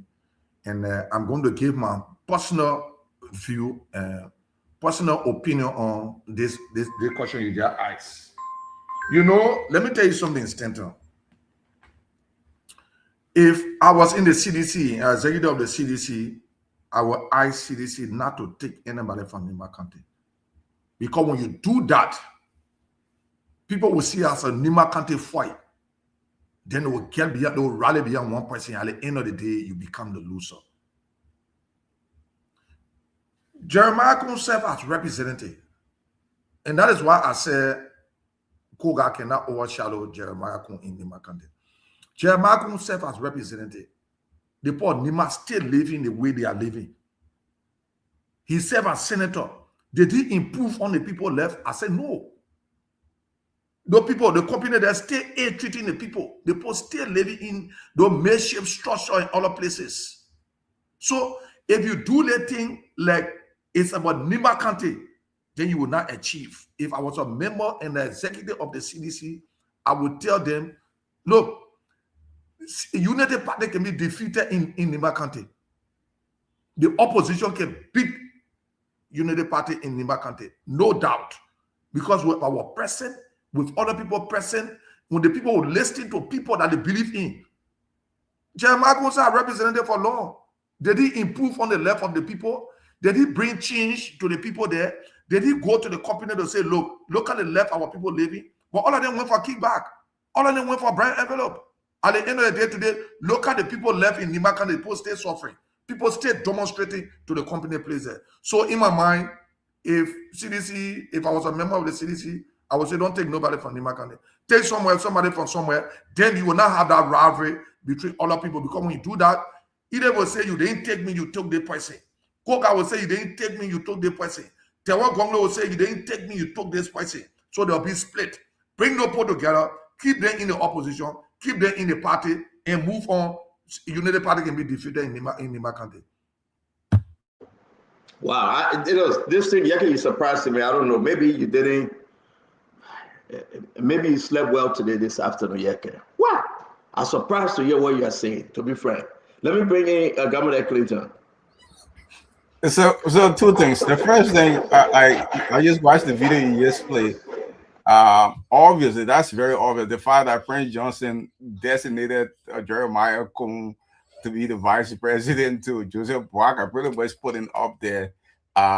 It's clear that at that time he wanted Jeremiah Kun to be the president. That video doesn't say anything. The real question is though, if Prince Johnson was alive today, would he still be supporting Jeremiah Kun? That's a real question, given the rivalry they had just before he died. Now, with everything we know about what happened between Prince Johnson and Jeremiah Kun, will that have an impact on the psyche of the Nimai people as they vote in 2029? That's an important question we need to answer. Now, as far as the CDC choosing the vice presidential candidate, look, Joy Howard Taylor continues to be the vice standard bearer of the CDC. Whether she continues to be the vice standard bearer of CDC is a prerogative of His Excellency George Weah. I'm not going to preempt that. Now, if there's a strategic CDC meeting that was happening and I was called to make an informal opinion of who should be the vice standard bearer, I would do that. I'm not going to do that on this show.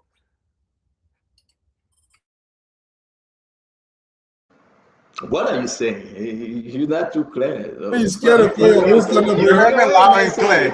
I'm not going to provide an opinion of who. Nothing promising.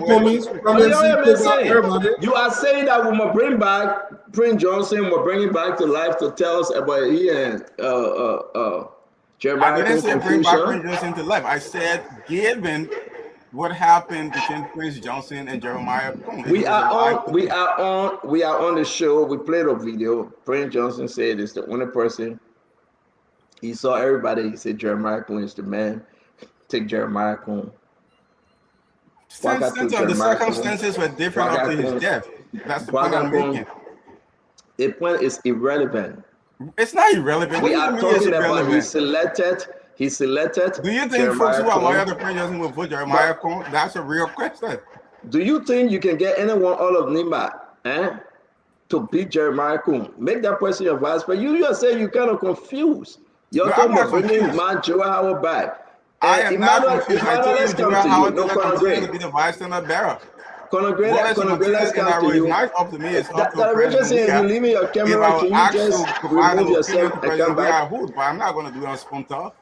Oh, I'm not saying you should, but I'm just saying that it's a disappointment for you to sit here. You don't even know your own vice presidential candidate, which county they're coming from, but yeah, you're telling us saying that you can get somebody. You're begging Edith, you're begging Tewon, you're begging. So you want me to tell you who the vice presidential candidate in 2026? Because the thing is that let me ask Remy Gray, because we got to go to our drug story. We got a beautiful drug story for you today. But Remy Gray, though, I think somebody is confusing Sam Kogayek.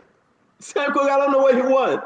He said, even if I'm offered, I will go back to Jeremiah Kuhn and ask for a blessing. I mean, I think Sam Koga is confused. You cannot take anybody from Nimba. The Nimbadians said they cannot have two vice presidential candidates. I mean, they just can't. And you want to talk about Edith? Jeremiah Kuhn end up giving Edith money for Edith to run against Jeremiah Kuhn because Edith in any race, Edith go to Jeremiah Kuhn and ask him for money. And that race either got to get money from at least 25,000 from Jeremiah Kuhn. So I mean, what's the thing here you're talking about Edith? Not the Edith small. Who else are about Sam Koga? I mean that Sam Koga prayer. Why can't I see what Fatima left? Fatima said they can be bathing the man with holy water and salt and pepper. I know they won't cook the man. I mean, let me serious for the sake of God here, man. You all got to focus somewhere else. It will not work. But anyway, that's your business. Conor Gray, let me hear you. We got to move on to our drug story. They think just in passing. Sandra, I think even Senator Koga himself is putting himself in a position where he's not.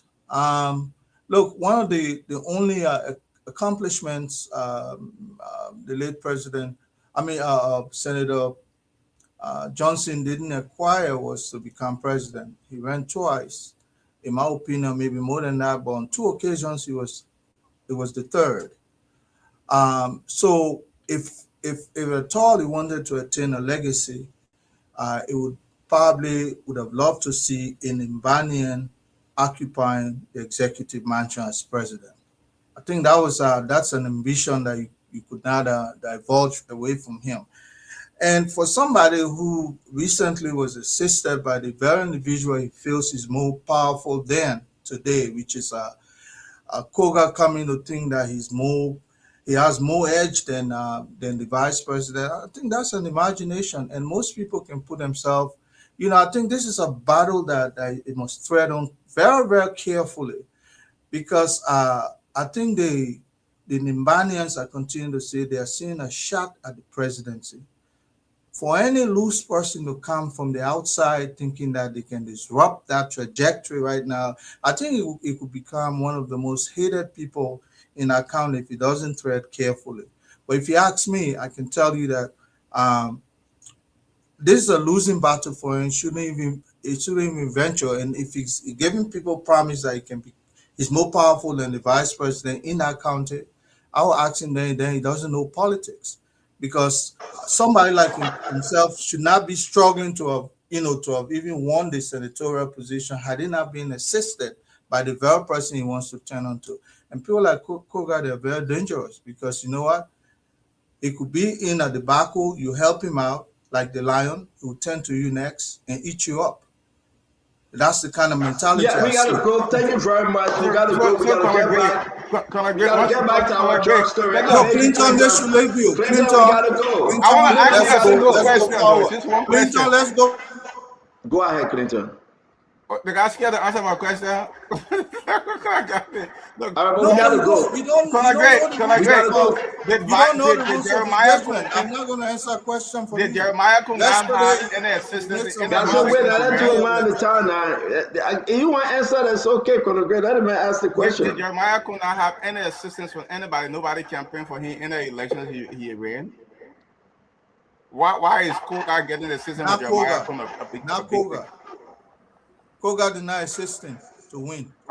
you're making the fact that he campaigned for Koga as such a big issue. No, you want to make it now like it's a All right, That's why so we got to move on, guys. We got to move on.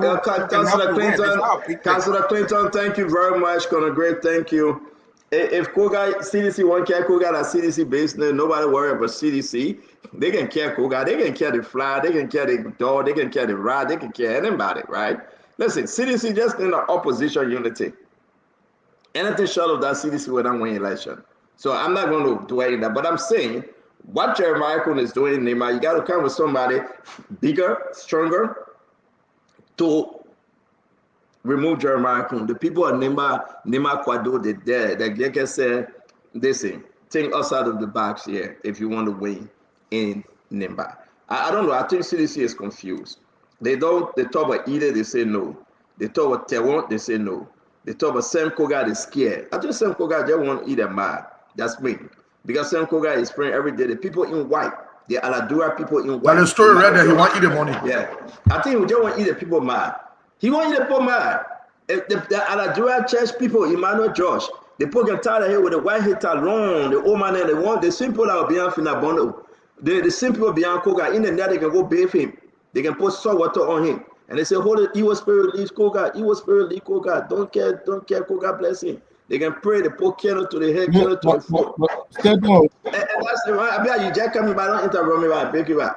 And when they think let me make, I want contribute to the discussion, I beg you.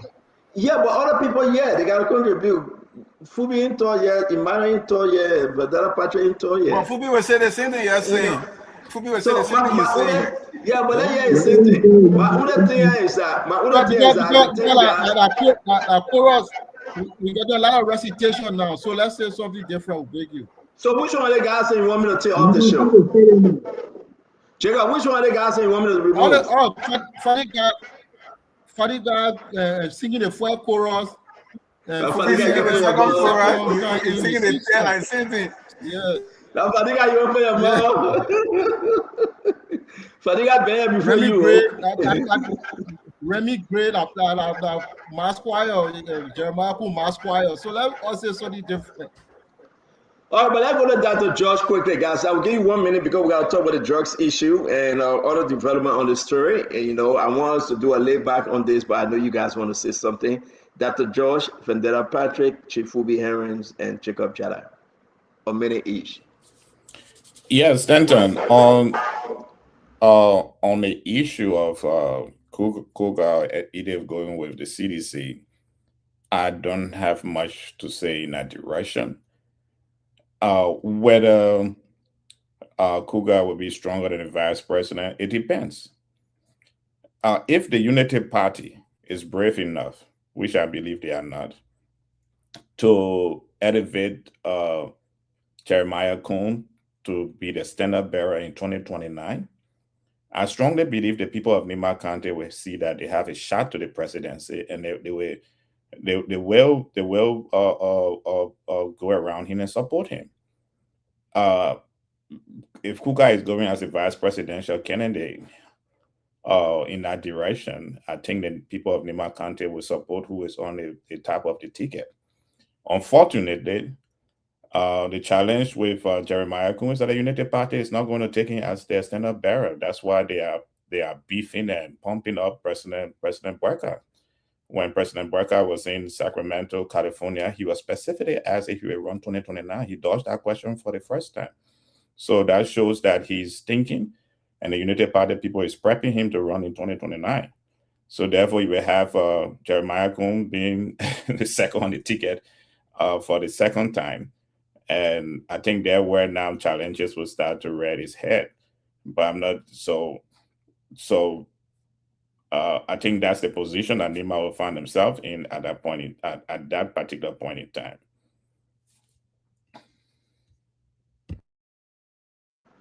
So Joel said he's running with Mr. Cummings be the vice presidential candidate to Joel. Is that something you guys will accept? President George Weah Mr. Cummings will drop out. President George Weah was at the National Convention, or the USA Convention of the CDC. When Mr. Cummings was at our convention in October, he declared he running to be president. Mr. Musa Bedete did the same thing at his convention. What else did you expect him to say at his convention? He would say, "I'm not running for president." I don't expect understand you anything heard what he to said. say I that heard what at he the said. I'm convention. saying to you, Mr. Cummings will agree to be second to George Weah, or he will just support George Weah, which is which.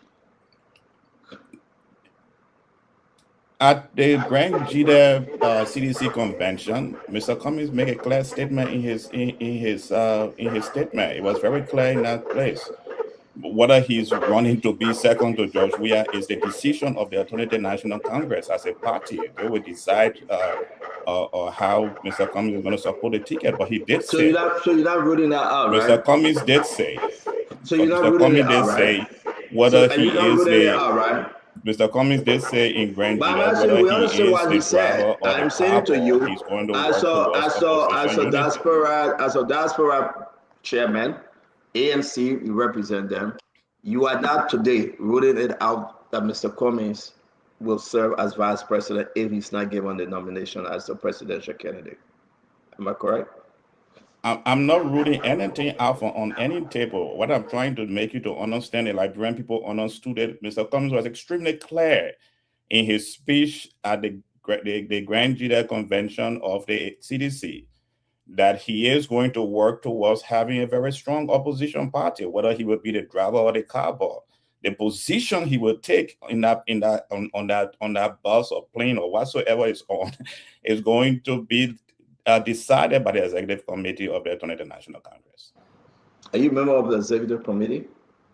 Oh, yes, I am.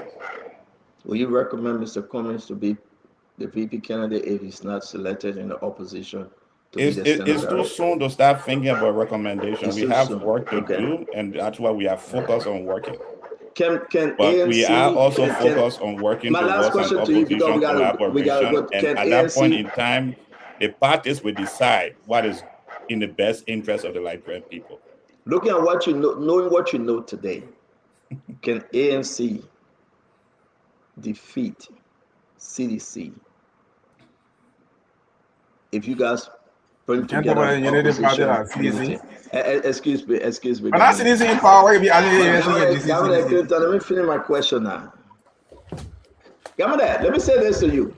The only people CDC can fool here as I go to Herod, right? The only people CDC can fool that ANC. CDC can fool no other political party and independent folks here. I don't understand what you mean when you say fool. Fubi, am I kidding here, Fubi? The only thing that CDC will do and get people swim up, that ANC. ANC, that Glenn Glenn. Look at how Emmanuel George answering the question. He's not a Glenn Glenn man. I don't know what you mean when you Look at say Emmanuel fool. George answering the question. The man is not open man. Emmanuel George answering the question like a virgin. Political virgin. What's your definition Emmanuel of George, Glenn? you are answering the question like you're a political virgin. Seriously, I'm sorry that Richard say on his shoe. Let me change my word. Let me change my word. Senator, you want me to answer the question the way you want to give the answer that is in your mind. But my When we answer are is answering the question, you won't be Machiavelli. It will not help. For me, we know you want the only answer that is person- in your mind. I'm giving you the I agree answer with of you, our no collective problem. thought. Fatiga, the only person CDC can fool, that ANC. CDC can fool nobody else. No political party. You will not fool Musa Berete. But there's no record of the ANC being fooled by the CDC. I think Dr. George, the real record we question have is what does is he a mean when he record of say a very fool? inept and deceptive party, which is the My Unity man, Party. my That is man, a my man, record. my man. The Okay, only you know record what? we have All right, available you to know us what? of a No problem. deceptive We gotta go. We gotta party talk about is the the drugs Unity issue. Party. The hypocritical level of the Unity Party we is gotta- very we clear. gotta talk- It's on we gotta record, talk it's about in the drugs paper, it's in issue. good parties and all All that. right, The all right, hypocritical all right, Unity my Party. brother Emmanuel. That's the record we have. All right, Emmanuel. Chief Fubi, go ahead, Fubi. Because this is a big one. Listen, you can stop texting me. You can stop texting me. I'm not going to use that thing again. I'm going to be clean in what I say. You can say I'm not saying the matter of political project. I'm not going to do that. I'm begging you. It's slip. That slip button. Go ahead, Fubi. Hey, no, you said it right. Hey, no. Look, Iman, CDC he said nothing, I beg you. Don't man stay Yeah, to yeah, the build visit this show to for that a very while. well. I understand it. Don't worry. We get back to it. You can see he moved to Fubi. He need a Unity Party person to back his statement, so he moved to Fubi. ANC and CDC, baby, now. ANC clear the CDC, so you can always go back to your man. So no problem now. So you might just be by you be going back home. Huh? But on a serious note, that Samuel Kua cannot be a threat to Jeremiah Cohen in Nimba County. And I don't see anything buying right now that can take that place. So advising CDC to go into Nimba to pick a running mate for Nimba will be a disastrous decision that they will make, because the Nimba are going to rally around Jeremiah Cohen. Even though I don't know like Nimba, not even part of the Unity Party or the NDR, they're from other key opposition parties, but they support and respect Jeremiah Cohen highly in Nimba solidarity, and they would they will rally their support comes from it. Yeah, Go get sleep. Go get sleep. Let go of it. Exactly. You see what God gets you. You went to your UP party to back.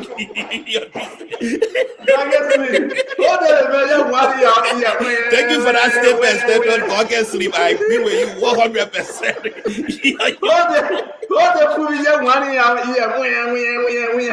Go ahead, Madam Padre. It's good to see you. Let's hear you. Who will leave by like him? I can't hear. Vivi, we're not hearing you. Go in and come back up. No, we hearing you, that Richard, say not you. Vivi, we're not hearing you. Vivi, we not carrying pink uniform again. You see that? You see that? Yeah, the man carrying pink uniform again. We're not hearing you. Go ahead, because you better go change out your pin like you did that disco level. Oh, your Unity Party people you brought you to. Where I wish you see that shit. Oh, we're not hearing you, man. Go and come out. Got a Remy Graham on your No, we're not hearing you. The man guy in pink, and we're not hearing anything you say. I'm not hearing you. Now your car wish you go where you see that shit. All right, Phoebe, go come out, man. I don't know whether you're making a good day. Go come back tomorrow. All the Unity Party people you brought with that, and what happened to that data? Go ahead, Jacob. No. I mean, I think it's a good discussion trying to shine light in Nimba and know the advantages. So my contribution, my assessment of the situation will be like this, Stanton. So first of all, it's obvious to anyone who understands what's going on in the country. Of course, Jeremiah Cohen as vice president is always going to be a formidable political player in Nimba. However, one important thing that needs to also be considered in this analysis of what is going on in Nimba and the whole running mate thing is the fact that, of course, Prince Johnson was a powerful fixture in Nimba for a long time, and we don't even have to go through. Everyone knows that. However, we know that Mr. Cohen, Jeremiah Cohen, has stepped into the fold, but we should also not forget that since the passing away of this, formidable Nimba factor, who is Prince Johnson, we've now had any national elections, right, to put to test Jeremiah Cohen, any other candidate in terms of being this clear-cut representation of Nimba since the passing of Senator Prince Johnson. I said national elections. So that for me would mean that it's still for me, Jeremiah Cohen is still, in terms of him being an overwhelming representation in Nimba County, that theory, that hypothesis still need to be tested at the polls. Like Prince Johnson, it was tested over and over and over, and he proved consistently his domination of Nimba County. So for me, that has to be tested. Cohen has to go to the race, and we have to see on the balance of evidence, the results need to show that this man is overwhelmingly, clearly, the overwhelming choice of Nimba County. Now, having said that, there's something in politics called the spoiler. So for anybody, and I listen to Fadiga and all the other people, I think that is very an unpersuadable political argument to just wholesale automatically rule out Koga that would be a dangerous political play because there's something called a spoiler. So if Koga could potentially be a spoiler because why? He comes from a dominant Geo tribe. That's one. Two, don't say because he won this election and Kun supported. No, but they have always been winning elections in Nimba consistently. Even when Prince Johnson was alive, they won the election, Prince didn't even support, he went and won. Right? So he is an active player in Nimba. So to just dismiss him in a wholesale fashion that is to be politically illiterate or in fact dishonest to be factual. So he is a force, and he could as well challenge Kun dominance in Nimba. So if Kun was winning the country 90%, for example, the Prince Johnson up at one point in time or 70-something%, if this man eat up Kun advantage in Nimba by even 10 percentage points, that could be politically damaging for Kun in terms of needing to win Nimba overwhelmingly, because we saw that happen in Lofa when Fala went to Lofa. Normally, historically, Unity Party always won Lofa 70%, 80%. Statistically, the runner of the election in Lofa. But with Fala going there, we saw how the Unity Party advantage was reduced and the CDC advantage was increased, even if when the Unity Party won that race. So if it suppressed the Unity Party advantage in Lofa, that could play out in Nimba. Now, is that what's going to happen? No, we just are playing with different variables that could potentially happen. But I don't think it will be a good advice to advise Jeremiah. Thank you very much, Jacob. We got to go to the drugs issue. Thank you. Come in now. Let me lay you. Jacob, thank you very much. We got to go. Thank you, my brother. Thank you very much. We appreciate it. We got to go. It's only fair. I want to say welcome to all of you. Jacob, we got to go. We got to go. Listen, if you guys think that it's okay, we'll talk about the Nimba Quado problem. Let's see if we can hear from Della Patrick again. VB, are you okay now? Can you talk? Yeah, I'm okay. Maybe you muted me unknowingly. I muted you unknowingly? I muted you, then I bring you on the show. You let Chevron blame, eh? No. Can you talk, my man? Are you hearing me now? I want to make sure whether you're hearing me. Okay. Say you turn off the pink camera, we can hear you. No, it's the... Well, it's not good to melt into the Nimba politics because it's highly traditional. It's not like the other countries where people rationalize. There are certain countries here when it comes to election. It's not about the English you speak. They have their own standard, and Nimba is one. If they decide to go somewhere to say, this is what we want, you cannot change it. You play the clip of PYJ, and he said, remember he was considered the godfather of Nimba. Historically, almost 80% of the people he lifted their hands up in Nimba, they won. Some of them, they didn't win. So he had a legacy of conjoining the people in terms of who he wants them to be elected. But it's not good to just dismiss the fact that Koga is a nobody. I don't agree with that. And I like what Jala said, spoiler. If the vice president decides to run as president, or maybe he goes as vice president, vice standard bearer come 2029, he will need Koga. Koga is a stakeholder in Nimba. In the worst case, if you decide that you will not reconcile with him, which I don't think it will happen, he goes on his own, a political party decide to carry him as VP, he's going to get a significant number of votes. That is undisputed. Who stands to lose? It's the VP. But I like the reconciliation that is taking place. In a political institution of this kind, especially in Nimba, it is imperative to state clearly that reconciliation is the way forward. Nobody in Nimba, including Koga, is a nobody.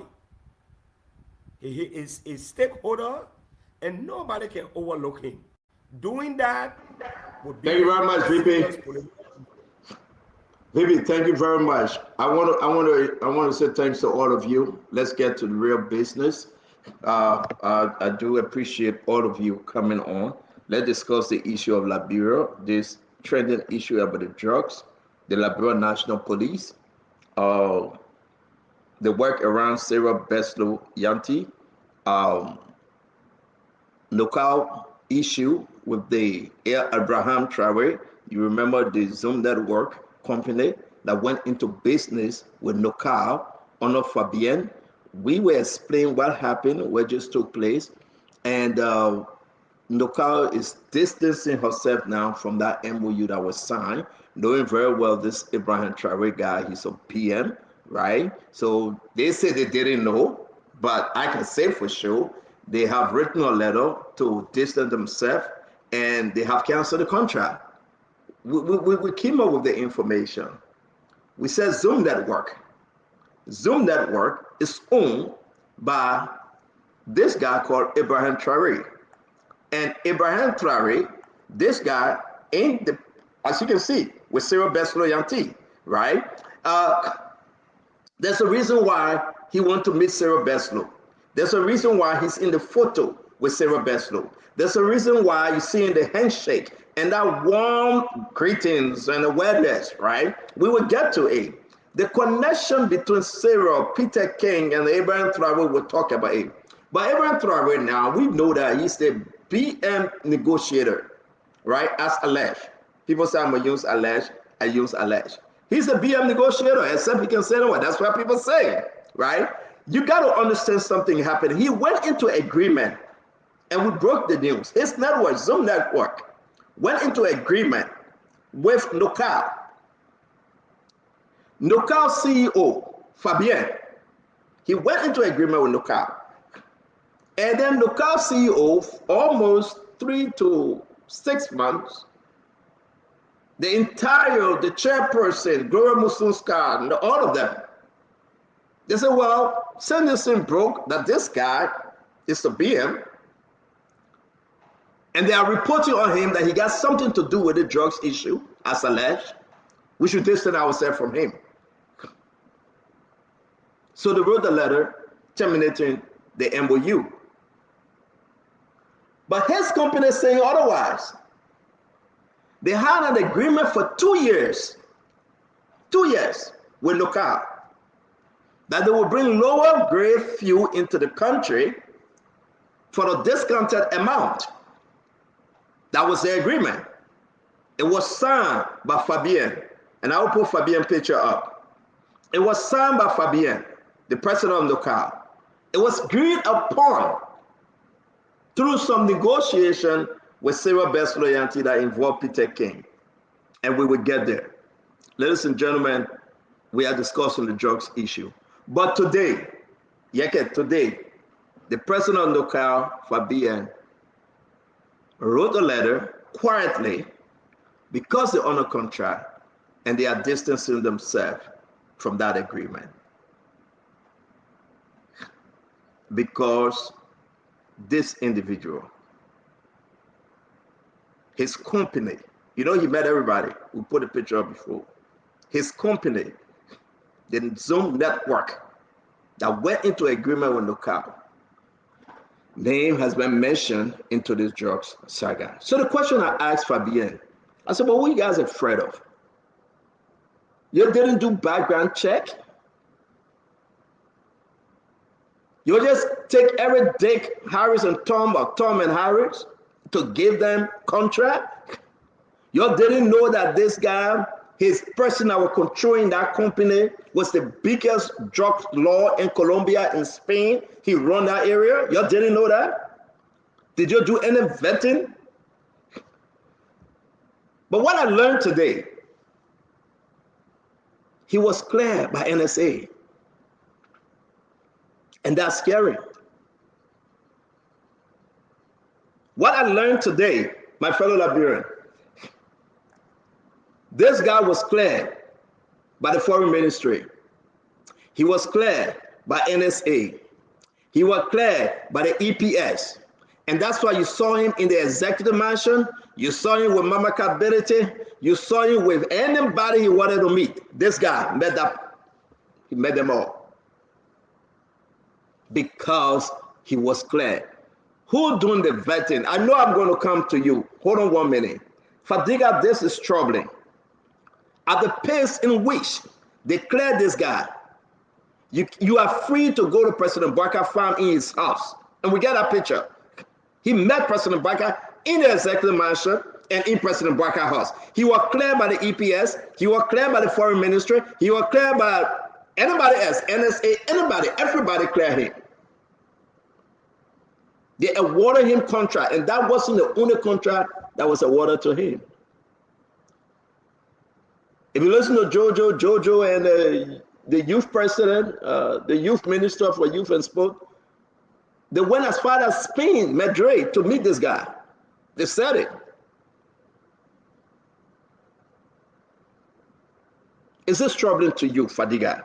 Well, we put on more to this story and build a case against whether Sarah Bairstow knowingly or whether she didn't know that she was walking into a death trap of BM and cocaine operator. And I will address that. But let me ask you the first question, Fadiga. The fact that you see him in the executive mansion at the president's house, doing business with Nokal and every other thing, what tell you, Fadiga? What can you say to this story today? As disturbing as this may sound, I always say the devil is, if there is any devil, is usually in the detail. But I do understand one thing about Liberia, and I've gotten to understand this about drug dealers. Drug dealers do not have ID card that goes around saying, hey, I'm the CEO of the Medellin cartel.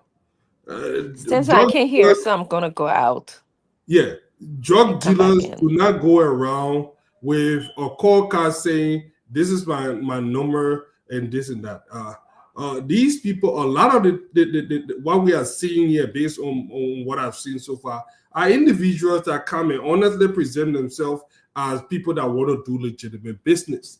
So I will not be, I refuse to believe, that the president and people within the security infrastructure will knowingly allow a known drug dealer around the president or around the presidency. But if you say that, let me hold you 1 minute, and don't deceive the people.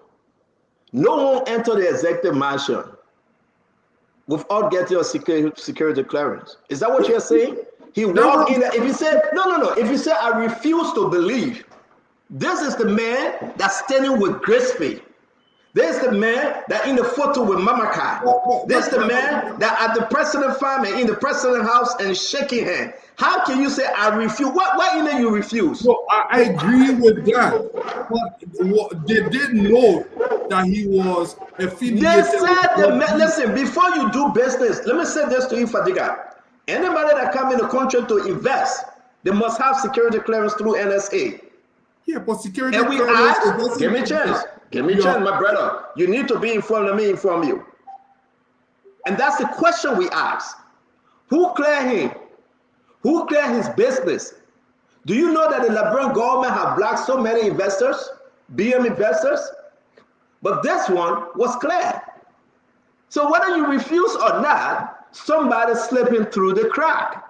Yes, and these things happen all the time. But I want us to know that drug dealers do not have come with a identification card and say, "Hey, I'm a drug dealer. I need to do X, Y." So that's what background checks are for. Even with background check, even with but don't waste our time. Who then said drug dealer come with ID card and say, "Let me hear"? Fadiga, you be elementary if you do that. No, but the fact don't give us that story. Don't give us that story. Find another weekend rule. Fadiga will escape you. Fadiga will escape you because you're not helping. You're not helping. The man went through NSA. Fadiga, he went through NSA. They cleared him. In the world have cleared some people that have turned out to be now who they are. So you are saying that the government made a mistake on this one. And listen, yeah, they could have made a mistake. It was a terrible error. Look, listen to Sheikh Kouyaté. He said he knew this guy as a football guy, and he wanted to take them to Madrid. And people, even his long-term friend, older brother Sheikh Kouyaté, didn't know that he was affiliated with with whatever drug thing that is happening. But let me say something, Stanton, we are also losing sight of something important. This same Sarah Beslow, this same ministry has been instrumental. Without Sarah Beslow, I want you to hold on, And you will get. I know you want to rather talk about Sarah Beslow, but let's take a chair because you want to jump into the Sarah Beslow story. That's your interest, I understand. But you gotta take it easy. So what I'm saying to you, Yaka, let me bring you on. Fadiga cannot deceive anybody no more because we know who he is. He's saying the man slept in the trial, but the devil in the detail. The people are saying, we got a clearance. Noka say they send the man to vet. But you know what? Let me say this. You know what the man clearance? I'm going to call their name. These same people there that you see on picture, Mama Kabede to them, they're the one with the man clearance. You know how they clear the man? Clear the man, I know the man. Just to be frank, clear the man, I know the man. I mean, how can we sit here today and think that I'm surprised my brother Fadiga, I know that we got to ship him back. This is not a place for him to come. We got to ship him back. Because you cannot forget what devil in the detail. The devil is not in no detail. Don't go with that line. That line is old line. It cannot work today. No devil in detail. You cannot go ahead. You want to do spacing, you say devil in detail. Where you want to shape the man back to? What shape the man back to the location? You can go ahead. So Stanton, you see, when you bring the presidency down to no level, no respect, that's what you get. You get people that say, I know Fadiga, bring him. That's a surety. Because the clearance is a surety. That's a surety. Mama Kada are the surety. They see Mama Kada went brought yellow machine business, she's still doing surety. What can you get out of Mama Kada? Mama Kada looking for money, hustlers. When you get too much hustlers, come in your government. That's what you get. You think people don't know what they're doing? People know everything they're doing, they know it. Look, people are there, hungry group of people, hustlers, that any money can buy them. I think they were Bwaka should be focusing his security, then to be telling people say, we're going somewhere, you're gonna come there. Your own environment not secure. They ain't talking about when you're going somewhere. Anybody can get into a place and do what they want to do. You look out, so they put into no background check. Only for Senator says, I don't want brought Joseph Bwaka, so that man, I'll show it for him. You're letting him go. It finish? What kind of people there? Sort of drugs cartel. All the people involved, all the people connected. Stanton, let me tell you something. You get involved with the drugs business, the whole government will come down. And our Gregory threatened them for. The reason why Gregory had a press conference was because they wanted to remove him, Stanton. They almost removed Gregory. Gregory said, but then I got you. There are important, big people, government officials are involved with the drugs business. And Gregory ready to name them. So all of them interrelated. That's relationship. That network, they got a network. And the network is working in Stanton. Are you going to bring somebody like BM? Then you say, I don't surety, now they don't do security business. But now the NSA boss, that somebody just told telephone to call, supposed to be sacked. What job did he do? What bike check did he check? For somebody to call you and say, let the man go. Let the man go. Now let the man go the clearance. Stanton. People need to be serious, man. Stanton. All the people involved. Nobody. Let me tell you something, Yaga, let me tell you something. There's a big crack in the government that Richard is saying. I said this yesterday and I will say again. People will come on spoon and go on the owner network and play for another business, right? The government from the beginning, you look at the government, they have their own cartel operation locally. Locally, they have the local cartel. Then here comes the international cartel that have been added to them, to tell you the truth. And now you saw Sarah Beslow writing a letter, telling the person, say, oh, go right. Telling that person, say, Kachama, come to my office and go right. Call the other person. I'm not calling somebody's name because I spoke to them. Because Sarah Beslow Yanti, her involvement with Peter King, and that of the restaurant and bar their own. They told us the Nigerian man. Wait, I beg you. And who the Nigerian men they partner with, that where the buck stop at. And I would say this to all of you. You would be surprised when you understand the networking. The networking. And you know what people do? That my family, everybody in the family in Liberia that are rich is in. That my cousin, that my family, if they want to be corrupt and steal from the system, that my cousin and that my family. This man, I want to focus on this guy. That in the picture here with Sarah Beslow, and we'll go there. He's the big notorious. I don't know how Jojo met him. I don't know why Jojo met him. Seriously. We talk about Real Madrid. I don't know who gave that connection. I know, but I don't. Listen, it's an embarrassment to the government. This guy is the one that facilitated. He's the one that spoke to the cartel. This guy. He's the one that spoke to the cartel when they arrested those drugs. He the one. We got it on tape. So imagine, right? You have people like this in government. The man walk and he met the president or cartel negotiator meeting. And like in America, yeah, hey man. Whoever usher that guy in, you gotta go. Now, in Liberia, people say the devil in the detail. That Richardson told me the devil in the detail. Can you imagine that? Whoever ushered this criminal in, the drugs cartel negotiator that he tackled, the person will go. So Stanton, you know, contract with no car. That's the question. But again, they said Fadiga said the devil in the detail. Oh, Fadiga want to lie, you can say devil in the detail. Sorry, my brother, I'm not insulting you, but with your friend, I gotta tell you, bro. Got relationship with the truth. Right to lie. He can say devil in the detail. You can put on the devil. Or relationship with the truth. Our relationship with the truth. You got it 2 lines. Yes. But you know, this period that Liberia is going through is a learning opportunity for us. Okay. We, you know, every time we come and speak about some of the challenges that this government is having, I'm taking something from it. And one of the things that I'm taking from it is that Liberia is a country of who knows you. Okay.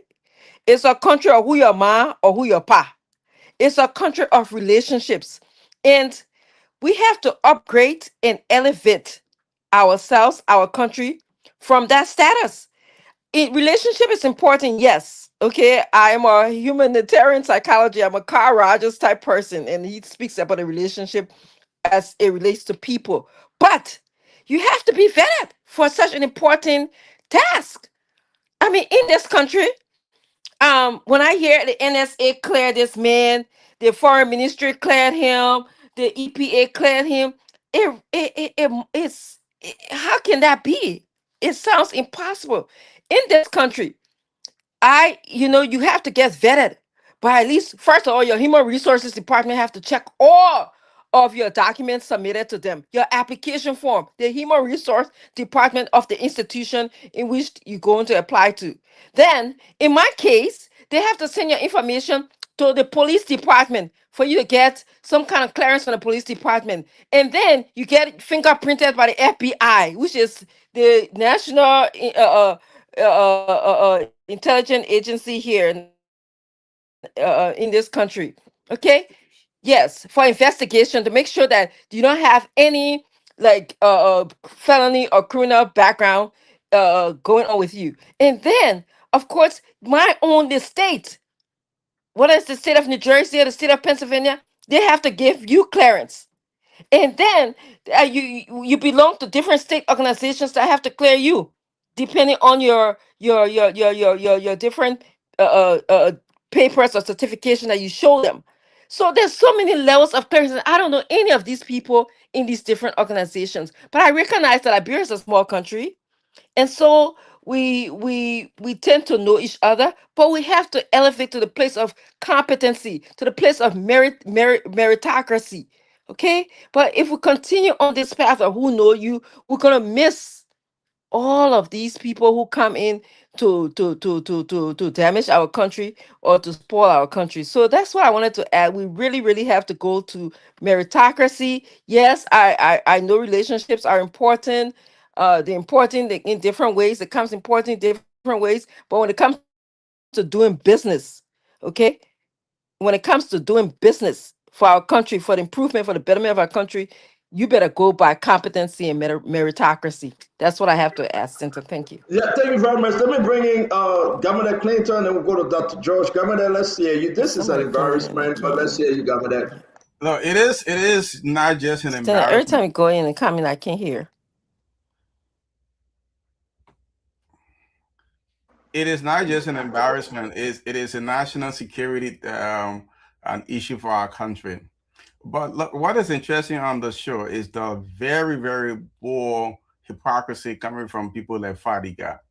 Imagine if this was Maswe Kimlia, you know, approving this guy and taking him to the president. Imagine if folks within the We administration was doing it. Fadiga and the rest of the force here were dragging George Weah for drugs and calling him, say he bringing kush and everything without any iota of evidence. Like I said yesterday, at no time has any official of the We administration, whether then or now, been indicted for drugs. But the bully were passing around and announcing this thing like they have all the evidence. Yeah, you have very key officials of this government have been arrested. I've been indicted for drugs, but Fadiga said we should think that the government made a mistake with the process. Somehow, the NSA did not do a good job and with background. Well, but you got to think about it. Every time there is someone involved with this money laundering and the drug issue, it starts to the president somehow, it starts to the executive mansion somehow. Now we are talking about private buy. We weren't talking about private buy before. There's a video circulating of the president quite recently as private buy. Very, very recently. This president, why is this president around everyone that is involved with money laundering and cocaine? Fadiga said we should blame it on these officials and somehow there's background check. But meanwhile, when it came to George Weah, it was a different case. Look, this is what it is, and let's see it for what it is. These folks lied to the Liberian people. They campaigned on the 40-year experience. They campaigned that they had a network to go out there and bring investors. Truth of the matter is they have no network. And so what they resulted to is to go to BMs and money launderers and drug dealers to find some sort of money, however, to do something like so the Liberian people can say, well, they're doing something. Well, newsflash is blown back to you guys, and the Liberian people have cut you guys' pants down, and this is going to be, we are not going to let this go, and I like how Stanton is pushing this thing. We are going to continue to talk about this administration and these drugs, and President Boakai from his office of the president down, everyone involved with these drugs issue must be held accountable. And any attempt to fly to sideline and try to make excuses for people will not fly. The NSA has a responsibility to do this background check. When you have people who are coming to the country, you background check. Somebody cannot come to a country and say, I have $500 million to invest, and say, oh, just bring your certificate of incorporation. And you don't look into the finances. You don't look into how much investment they've done in other countries. You don't look into anything. You just take and think that it's all scam. And you know, let me finish. We will come back. We are closing. Let's go to the other guys. Yeah, let's go to the other guys. I'm going to bring in Dr. George. Dr. George, this is embarrassing. This is one of the things we say we cannot take side here because the president is open, and all these guys then doing a handshake meeting the president. How dangerous it is that there is no vetting process. It's just who know you, how well I know you, your contribution during the campaign time or now, that you can walk in there and see the president. There is no security, right? And everybody that is in picture, most of them, we are putting the picture up right now. They got a bad taste. They involved in the drugs issue. Mark Weah, family friend to the family, son to the family. We're talking about now the private bar guy, Leroy. We show the video. The LNP went there to close it down today. We are talking about who owned the boat, the name coming up again. We look, Edison, Michael Edison, all these people then. Can you tell me what actually missing Emmanuel George? How can the government fix this disgrace as a country that the biggest cocaine negotiator, I call him, as alleged, the biggest cocaine negotiator, because he's on tape speaking to Ahmed Sharif, assuring the cocaine people that we will get your substance out. But when this thing was discovered, he left Liberia. He ran. And people connected to him. Signed contract, Fabian signed 2 years contract with him for NOCAB, believing that he would bring a low-grade oil, fuel, for a cheaper price. I want to call some other people names that I know. The list getting longer and longer by the day. All the people that say we get our boat on the water, we get fuel, that was BM and cooking operation. Now they're turning a fishing boat. But Emmanuel, talk to us because the devil in the detail. Let's see whether the devil will come out. Go ahead, Emmanuel, talk. Stanton, a young man I mentored years ago, was a managing partner in Ernst & Young in Ghana. He brought investors to Liberia in his position. And he called me in after one of the meetings to tell me, your people are very unserious with the relationship I have with you. We are bringing money to invest in Liberia and they're asking us to give them $100,000.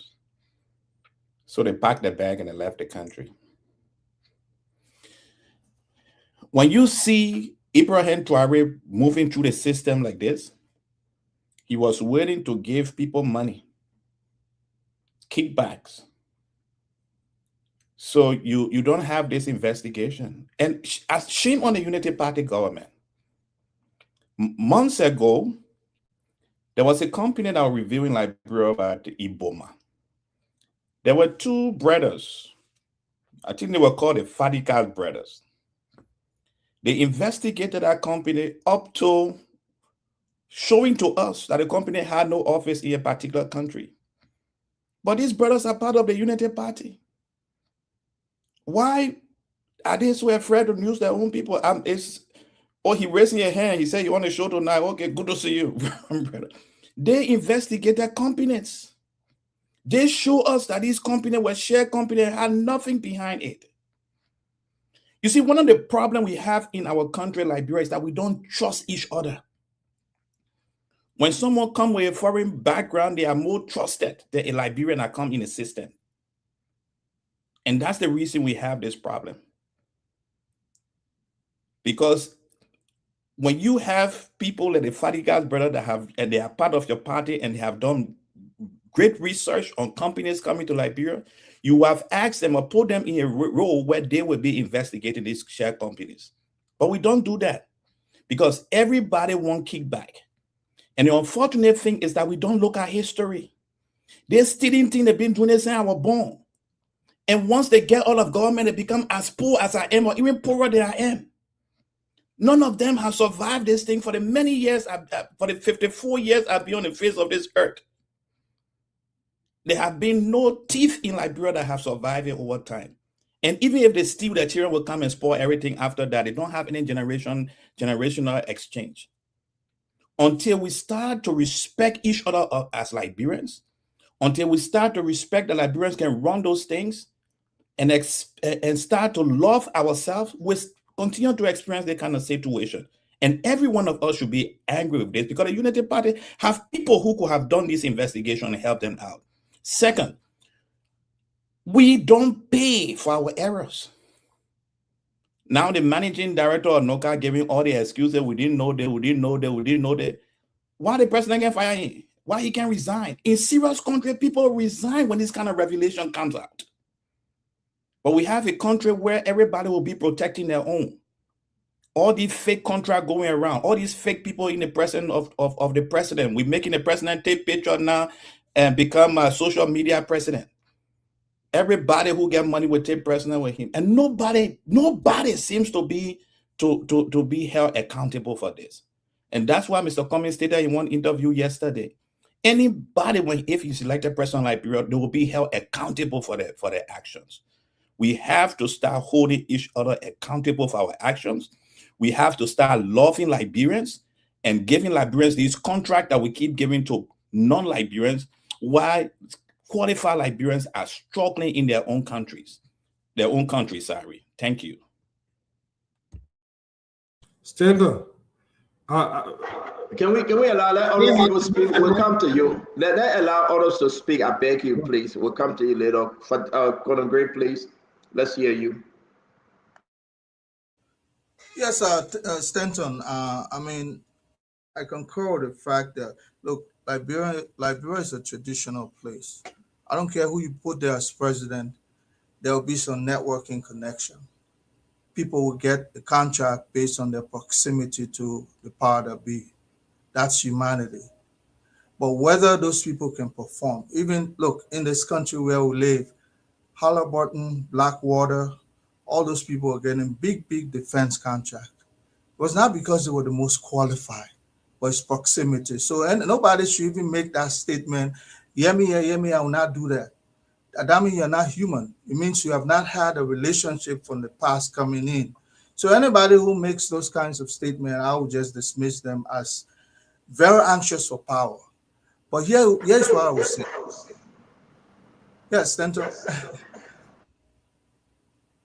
Okay. Send them let a great talk. Let him talk. At least not to know he can rationalize. Before it was saying when CDC government was everything.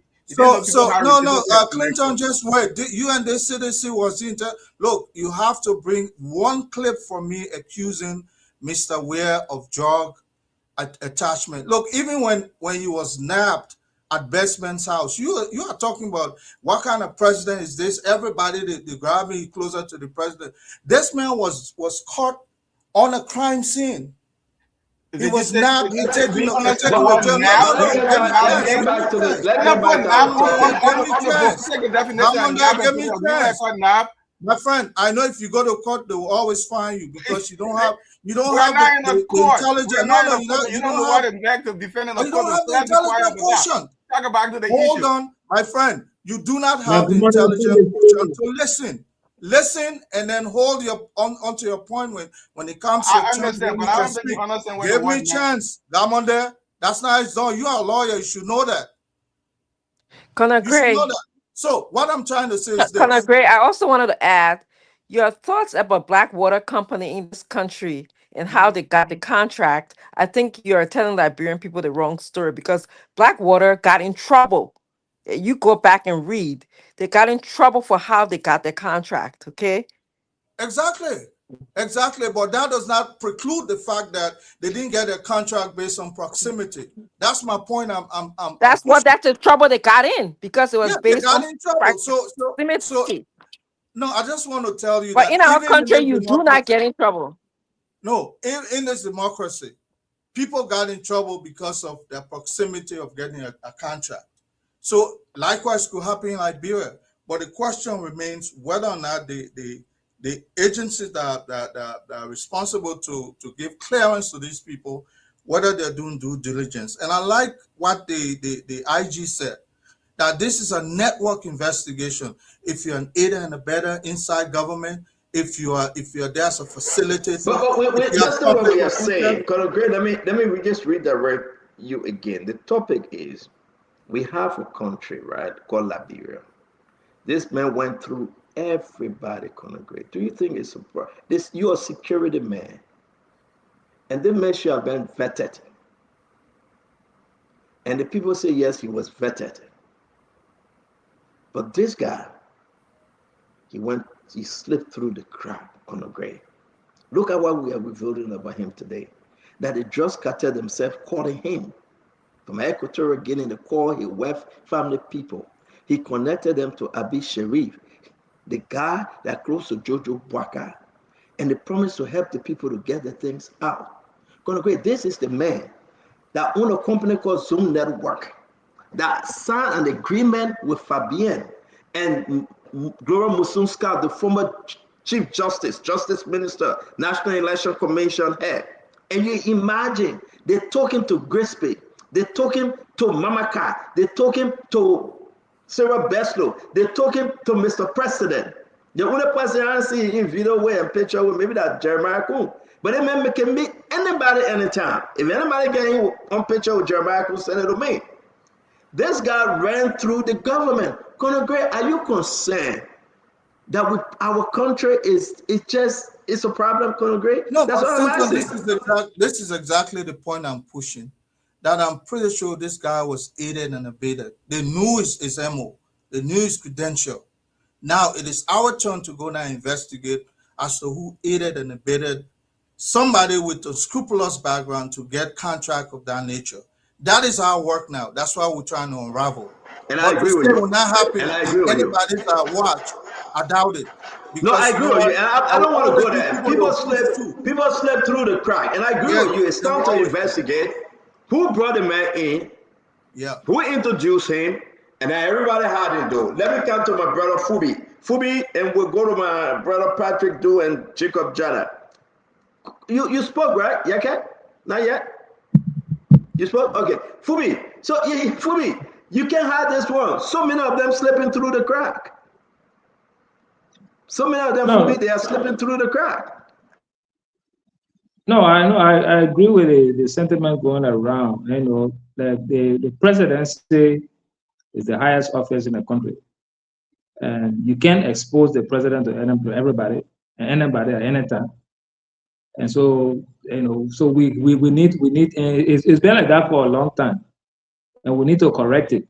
And we need to correct it. And there is no better time to correct it than now. Since we are seeing more exposure, we need to correct it because you cannot have security lapses around the presidency. There should be a zero tolerance for that, because that's the highest seat of the country and we need to protect it. So bringing people in and allowing them, you know, like on a great side, look, that's the nature of people. The proximity will always give you that, you know, that kind of clearance to have access to power that be, and everybody wants to show that I can make it happen. So people always look for the weakest link and penetrate it. So we need to correct it going forward. And the protocol officer the president has around different presidents, we need to ensure that we close all of those gaps. You know, we were here sometime about some president enter your warehouse.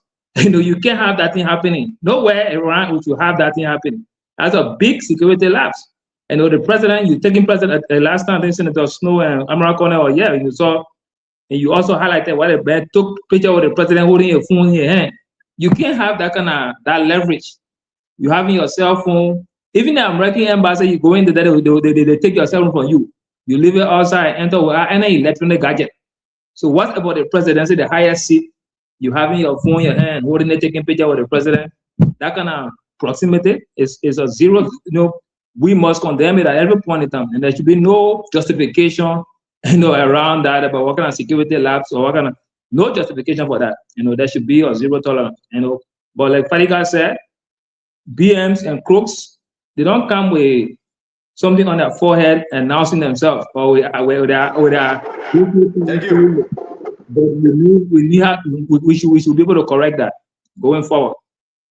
Okay, you quarantine now and the people still doing the same thing. Wait till I tell you the other story. You know how many people you always say the devil in the detail? You know how many people out there, they are still meeting the president because they can offer 25,000, 50,000 to the protocol? Who that puppy around Joseph Boaga, they call him Kennedy? I think that he named Kennedy. I know. No, to be frank, we got to expose these people. The papa himself, he was Joseph Boaga. You always got in Joseph Boaga and security. Come that way, come that way. We got a video. You were telling the papa to go, and papa said, leave me alone. You guys saw that video? You were telling Joseph Boaga in Buchanan, come the way, papa did hell, and he said, leave me alone. Now, who that papa? They call him Kennedy, right? He worked at the executive mansion, he protocol, I think. Listen, those guys, they are ratting around the old man. I want to see Joseph Boaga. You guys say, sit down and wait. I said, you better leave me. Tell the president, say, I'm going home. Oh, no. I said, don't tell him to sit down and wait. He's an old papi. I think he went on Madam Sally government. How day you on your phone, please, on a crooked thing. Yeah. How day. That papi not there. How day they call him man. Yeah, your things are talking about him. And he Kennedy. The papi, you never saw him at Joseph Boaga, snatcher. So now Grace went down, papi, and you trying to guard the old man. The old man said, leave me alone. You know, you got to understand, there are hustlers around Joseph Boaga. They are on the retirement age. Some of them, they are 65, they are 70. Joseph Boaga gets also old people, plenty of old people around him. So all of that will go when the paper go. So they are fighting for the last Grand Prix. You know that. But they are missing the point. They are missing the mark, my fellow Liberians. They are destroying the good old man we brought to power. I don't see this thing will say, no, he's not good. Let's say President Bouaka, he live with him. He will try to change Liberia. I know Yeke will disagree with me, but I know President Bouaka. The way I know him, not how you know Yeke. So I do believe that the only problem here may be that the president family member, maybe that some BM that are contributed to the campaign, right? They are the one bringing these people around the president. They force the almost a jet tape picture. You know why it is to jet tape picture with Mr. President and carry out there? Check giving the letter of credence, making ambassador at large, ambassador pro bono. You get a man the country diplomatic passport and you say pro bono. Which one the country ambassador then they get pro bono? You are opening a Pandora box of massive corruption and BM. That's what you did. Make the man ambassador pro bono, he will just go. The other people will get, the man will use their own money and fly private jet. Then you say pro bono. Why the Nigerian ECMO man get money from the fly private jet? You make ambassador pro bono. The Nigerian ECMO they call him or the Ouagadougou. Now he say he related to Sarah Besro Yanti. She can be sending him to do all hustle. The Nigerian ECMO living on radio station, yo. A radio station you are living on. But what am I doing? The POBM. The man is he connected with the whole thing. And we're connecting in Sarah Beslo. And she said that her cousin, they're from the Harris family. So anybody that from the Hayes family that your business, seriously out there for the Hayes, have somewhere in came out, whoever came out on the side there. I know you're not from there, Federal Patrick, you're from Lofa Kissy, man. They are the related people. You know, you take that for trauma, people. These guys have destroyed the country because they have brought in the flux of BM. And the BM, they are elevating the level to cocaine level. So any small thing can give. I want us to leave it there, but let me give our fellow gentlemen here quick a minute or so for them to talk. Let me come to you, Jacob Jara. Then we'll go to my brother Vendetta Patrick. And then I got to play what I received today from the Liberia National Police. They scanned the white man, the man crying, the man put his hand in the head. They used the police car to scan the man. They used the police car. Somebody was calling Gregory Coleman name in that video. The only thing I reduced the volume in that video because the person that did the video for us, the person was talking.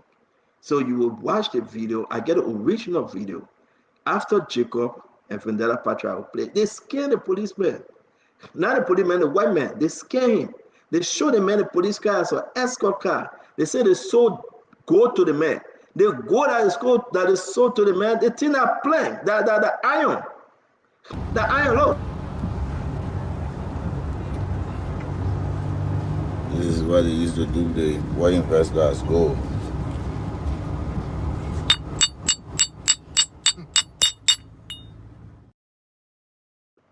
You know, I'm sorry, the other person about the lease out, the toy side of the business. I thought to that person voice out. But anyway, maybe but they use a police car. I don't want us to change this story. The Liberia National Police, they are a rotten set of group over there right now under Gregory. Gregory tried to bury this story. I said it to him. I said to him, you must say when I am good at this time around. I just said to him, I said, call your track. He tried to bury the story. But somebody from the Liberia National Police, they are so mad. The people are angry. And the people putting this story up, they're all on social media now. Can you imagine that? They scan the man. The police car that they use, y'all see the police car. Y'all see when they went to scan the man in the bank. We got all the video. We'll call all spokesman and send it away up.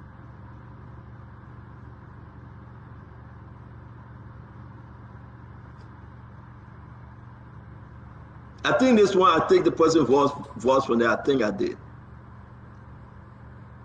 You got all of them.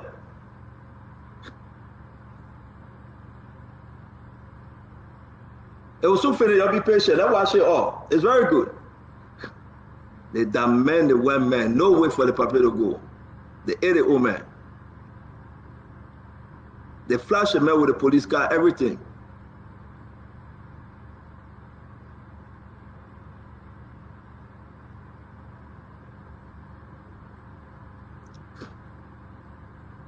They got to present themselves, police officer. Gregory ain't talk what they want. You need to go and make out to talk what they want.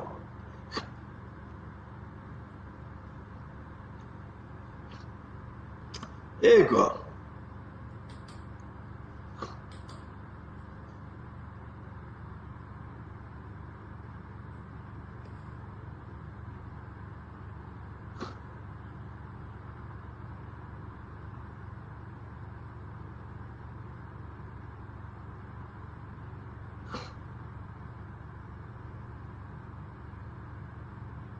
They want how erupt.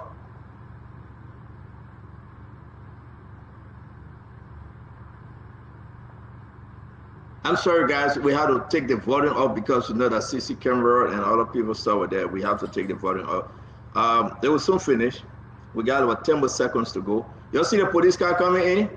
I play the either man out there. Yeah, the police car there. The guy going to say the police guy. Guy say, man, get police escort. I want to leave it there. Listen, Jacob, I want to finish with that other BM story. That reason why I put in that other story down. You see how they demanded, Papi?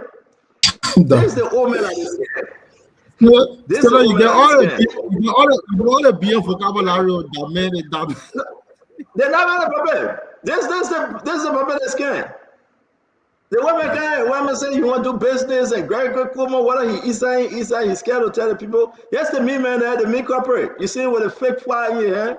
No, our country was a beautiful country. They demand the old man. They scare him.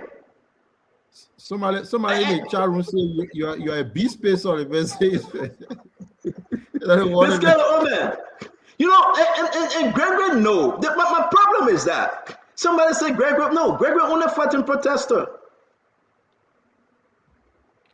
He only fighting the people that can go out and say they want protest. But hey, Gregory, my man. But he didn't talk about the one. Jacob, let's hear you. They closed the old man, or the old man went to the embassy. The old man started crying. They used the police vehicle. I know it's not too far from the drugs issue. They use the police siren. So when Uncle Sam said you hear wah, be careful. Uncle Sam said it was joking. When you hear wah, they're trying to screw somebody up. Be very careful. Jacob, let's hear you. I got another video to play. Lord. Jacob, let's hear you.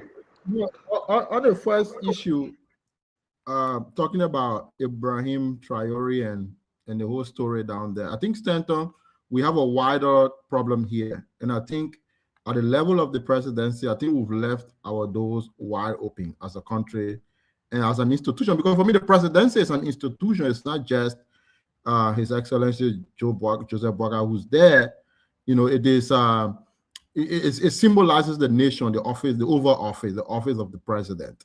So it is not something to play child's play around, to be honest. And I think and I made a point the other day, and I'll have to rehearse that same argument here and say that I think the president needs to do some real drastic cleaning up around the presidency and pretty much try to rebalance things again. First of all, you talk about people having interest in doing business or making investment in Liberia. How come they're just jumping from straight their interest to do business in Liberia, jump a massive quantum leap from their office, wherever they are, straight to the office of the presidency? It's too much of a jump, to be honest. If a business wants to do business, if somebody have interest in doing investment, there are protocols, there are channels. You want to register a business, you know the business registry. You want to go to the National Investment Commission, you know what to go do there. If you meet certain investment threshold, you meet it. So if people are not doing anything shady, if people are not bringing shady investors and criminal-minded people, then why are they jumping straight to go take a picture of the president? You don't have to know the president to do business in Liberia personally. No. In any jurisdiction, you have to, there are laws. People need to go by the laws. So once you see some of these investors, so-called quote-unquote investors that are turning out not to be criminal players, as we've noticed over the past several weeks, rushing to go take a picture of the president, that smells that this is something shady. And I don't know how come there's this floodgate, and I see it's a big floodgate around the president. Anytime when we're coming up here, we saw Ellen Johnson Sirleaf. we didn't see that happening around there. You know, the structure was very clear. You know, for to see people and just going around the president taking care of those strange guys. You know, so we need to raise the bar. The president needs to do something about this, to say, look, okay, now we coming to draw a very thick line in the sand to say, before nobody come in here, you want, you know, the standards, the regulations have to be very clear. You want to do business, you go through the process, the national, the agency responsible for that. And I think the too much shortcut being there, the other person know, the other person know that person, it creates a lot of problem. And now we're seeing face of the president being dragged all in the mud. We don't want that. That's create a lot of credibility issue for our country. And for some of us, for me, I have that view. I will always talk about ensuring that we maintain the integrity of the office of the president, because that represents some of us. So this is, I think, it's a suggestion for the president to clean things up, rework everything, make sure you set new criteria for investment. The system's already there. Let people play by the rules. Rather than cutting shortcut, knowing this person coming to take a picture of the president and people use this picture to go and do bad business. So again, let's close our doors at the office of the president. Let's fix things again. Let's clean things up to maintain the integrity and the respectability of the office of the president, which President Joseph Boakai currently occupies.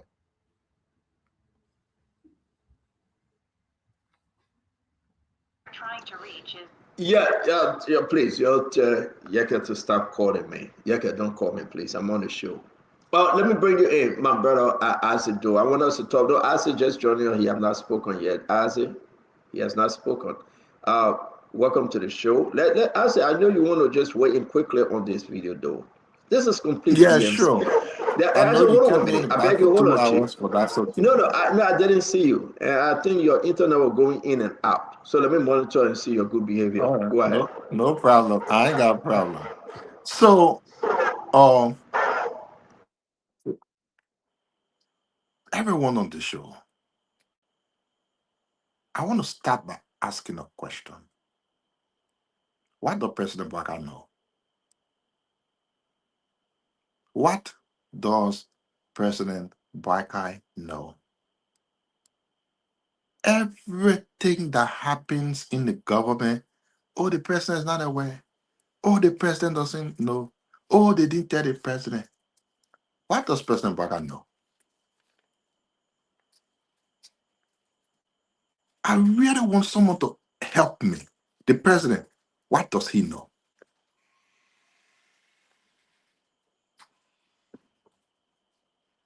If the president can take a picture with someone in his mansion office, at his house, at the club when he went to the club recently, who else in the government will not want to take a picture of that person? So what does the president know? Under the watch of this president, a 10 million FOIA project was being constructed. The president said he didn't know. My people, when they were campaigning, what did they say of this president? Didn't they say the president got 46 years of experience and he knows everything about government? How come now the president doesn't know anything? If someone can come a day to help me exactly what President Boakai knows, then I'll be the happy person. So the president won an election, assembled a team to run his government, and he doesn't know even the people he assembled. So every day we come, the only thing we hear is that the president doesn't know. Okay, he is not a president anymore, right? Because my understanding is he doesn't know anything. My man, get to the point. Shut up. This is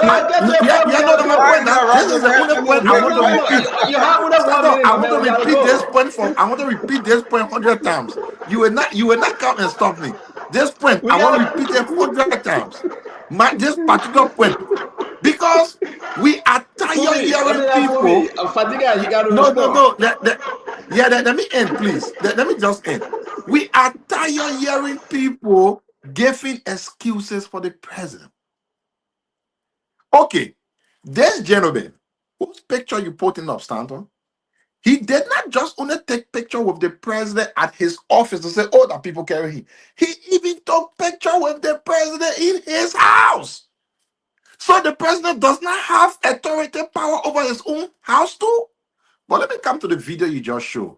I leave all the people out there. Let me come to the video. The government is a BM government. It's a BM. So straw man, CMB, cash money boys, BM. The operation is like people really doing BM thing, bro. Like, yeah. They went for iron. They picked their air with gold in it. They carry the paper and bro, police. One say paper, don't worry, man. That legitimate thing here. They putting hair right. They carrying on the beach. They get him, suck it, lick it, he. BM. Tell me any reason that is not sufficient to make sure this government will move out of power 2029. This government is BM. This is the reason why we were very particular in asking questions from the onset. When the president came to power, after saying he was on loan for 6 months, he just had 50,000 and gave it to the people when the tango got burned. He just had 50,000 from nowhere. That's how BM operate. They want you, they will give you the cash, and they will hold you. And right now, it seems to be the entire government is infested. The entire government is infested that the president can almost not do anything because the government has been consumed with BMs. Stanton, are you let me bring you for the foreign minister. Huh? That also do is he working with the foreign minister. So can I close on the matter? Don't No, go to you the said you police still car. have Federa coming. You have not spoken yet. You have not spoken. Then Federa go with car with you, man. Yeah, let Federa coming. Federa, go ahead. Honorable, you can remember I'm your uncle. So, Stanton. A true uncle, but you get car with you on. It is said that mistakes are not allowed to be made, but when they are made, they should be accepted and corrected. I like the position taken by previous speakers. The presidency is not a child's play. People who go around the president or to enter the executive mansion, they should be thoroughly checked. Because if you carry anybody to the presidency to interact with the president, and that person has mutilated characteristics, it becomes a problem for the country. Again, on the other hand, just by looking at people, you can detect as to whether they are wicked or not. Big companies come here, they wear cool suit, they promise to do this, and like here, our culture will let white people. When you see white men, all the men get money. But I will only be convinced that this individual and other individuals caught in the web of this drug cartel, if they are not prosecuted in line with due process and the rule of law in the country, I will have the belief that from the inception, they were assisted knowingly that these individuals were involved in dealing drugs. Now that they have apprehended them and they are facing prosecution, I want to see it moving in full force. That way, it will serve as a deterrent that whoever that brought these people close to the presidency, you know, Stanton, they say when you hold rope, rope will hold butch. Except they choose to be stupid, to bear the consequences of their action, knowing other people were involved and they choose to protect them. Few persons are behind bars. Some of them have been officially charged. I want to see, maybe they could be the next Jesus Christ to die for people's sin. I want to see that. But if they choose not to die for other people's sins, they will keep calling names. And we will get to know the bottom line of this entire cartel. As it stands, people who sit around the president, I don't know the vetting process. I don't know how they go about issuing security clearance, say from the police or the NSA, to take somebody just want for the opportunity with the president. And they will go out and convince their donors, I met the president of the Republic of Liberia, and we had good conversation. I've been giving a contract worth millions of dollars. They use the photo to cajole people, photo opportunity. So for me, I want to see a systematic prosecution. Now that the individual who took photo with the president is being arrested, I don't know whether he's arrested or he's facing prosecution. Let's see. And no, he's not arrested, Fadiga. He's not. He's not yet being. If he's not arrested, then I'll have the belief to say the people knew what they were doing from the beginning. If he's not subjected to any criminal prosecution, then I'll have a belief to do that. But if he's being pursued or he has been identified as someone of interest, then they should go beyond that. Those who aided him to go and see the president, knowing he has these mutilated characteristics alleged, let's see what happens. But as it stands, Stanton, it's a whole network. My only prayer is those who have already been apprehended and they beyond bar, they should not close their mouths. They should keep calling names. So, Fadiga, thank you very much, VP. VP, let me just say something to you. They are operating by levels. All right? Even today, the two Liberia National Police officers should have gone to the court. They begged Gregory Kuma, say, tell the judge they shouldn't send us to the court in the prison uniform and in handcuffs. Gregory Kuma tried to work with that, it didn't work. So they postponed their arrival at the court. You have family members today at the court. You have people out there. There's a little game here. Everybody, Marquia is not in jail. He has not been charged. The puppet jet dismissed him. They're still talking to him. You know that, right? Nobody have arrested Marquia. Patrick Emerson, he's not on arrest. We can name the people that President Baka fired or suspended, and they're still operating. They're still moving around. To tell you the truth, there's a guy, I don't know what I should call his name today or with tomorrow. Call his name. His last name is Gibson. I'm not going to call his first name, but you will know him. The group went to his house and they checked him out. Gibson. Anybody that know anybody with the last name Gibson, I'm not calling the first name. You got so many Gibson that you can figure out by yourself. Tomorrow I'll call your full name. Yeah, right? Gibson Chiru, yeah, Gibson Chiru. That Gibson, that first name, I said the person name that the last name. The last name Gibson, and you're supposed to know that. It's a person been around saying Chester time. And I'm going to leave it like that, right? I'm going to leave it like that. So this thing getting deeper, folks.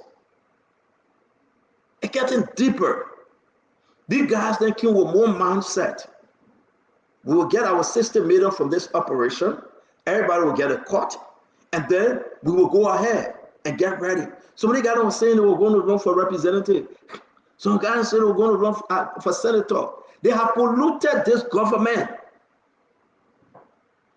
That today we're seeing people operating with white men, eating the man, dementing the man, stealing the man money. Gregory Kuma buried it. They arrested one of the people.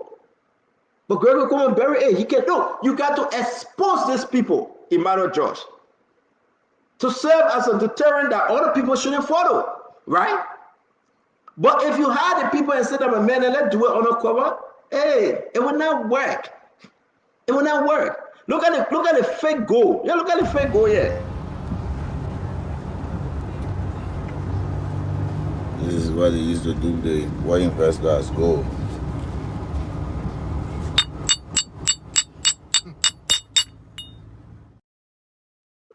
They took the man. The man, they said they were telling him go to him. The man cried.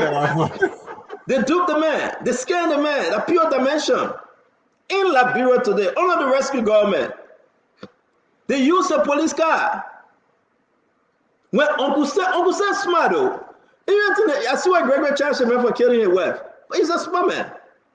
He said one. That's something they it's called that cocaine they running away. That's something they do. That's why you're hearing that one. Look at the police car. They put a man in the police car and say, Gregory Sons to escort you. You get full protection. You know who get a police car? Who get a police car?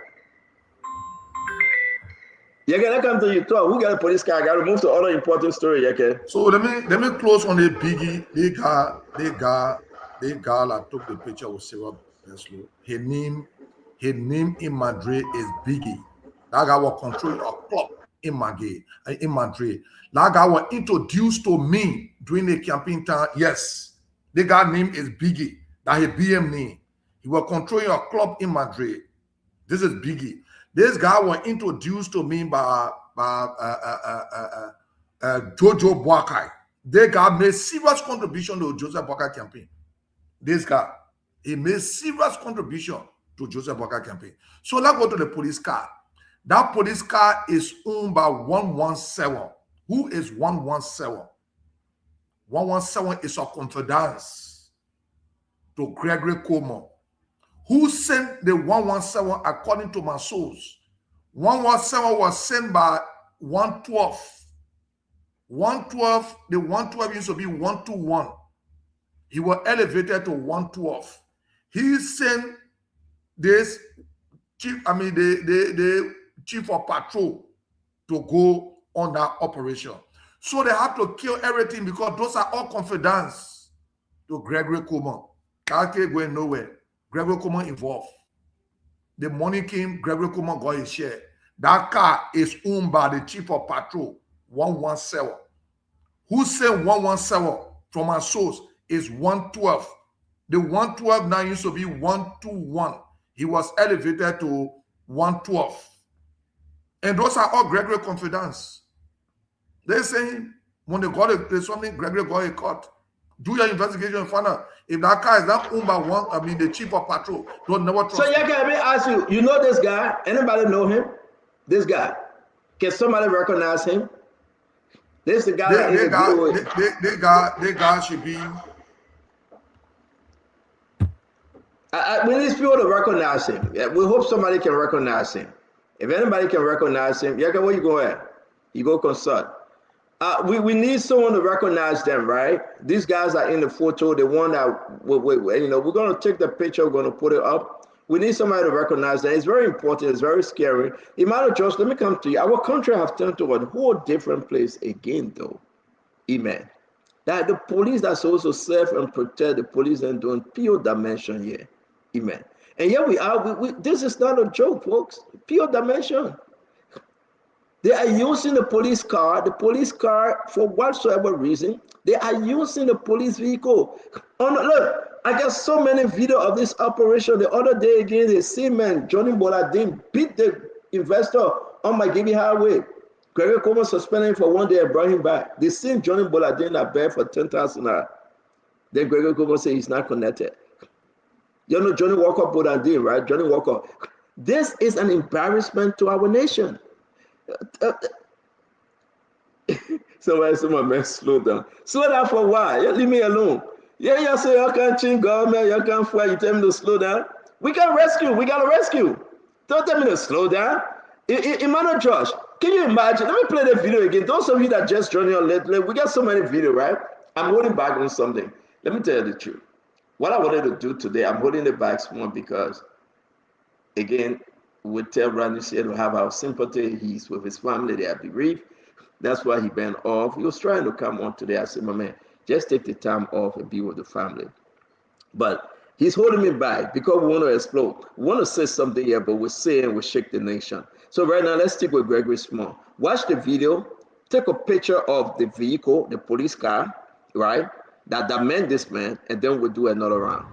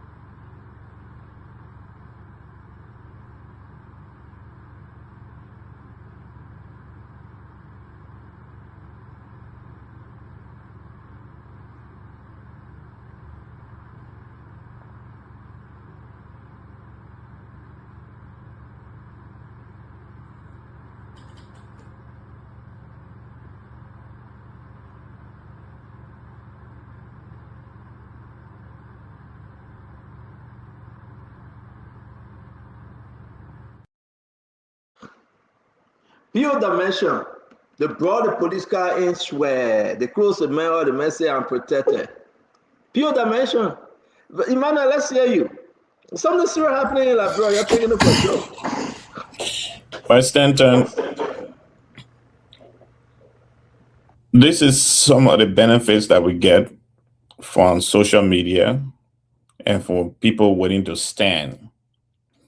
The change that many of us have spent our life seeking in Liberia, being beaten for that change in the 1980s, in prison because of the change we've been seeking, it will definitely come to our country. And these are the ways they are going to come to Liberia. It's going to be forced upon them to change because they will be aware that people are recording them. This thing has been systematic. It had been for a long time. After the Civil War, when the police was revamped and lots of money was spent by the international community to rehabilitate our police, it was expected that we're going to have a professional police and a professional army. Unfortunately, the army has continued to be professional while the police appears to be unprofessional.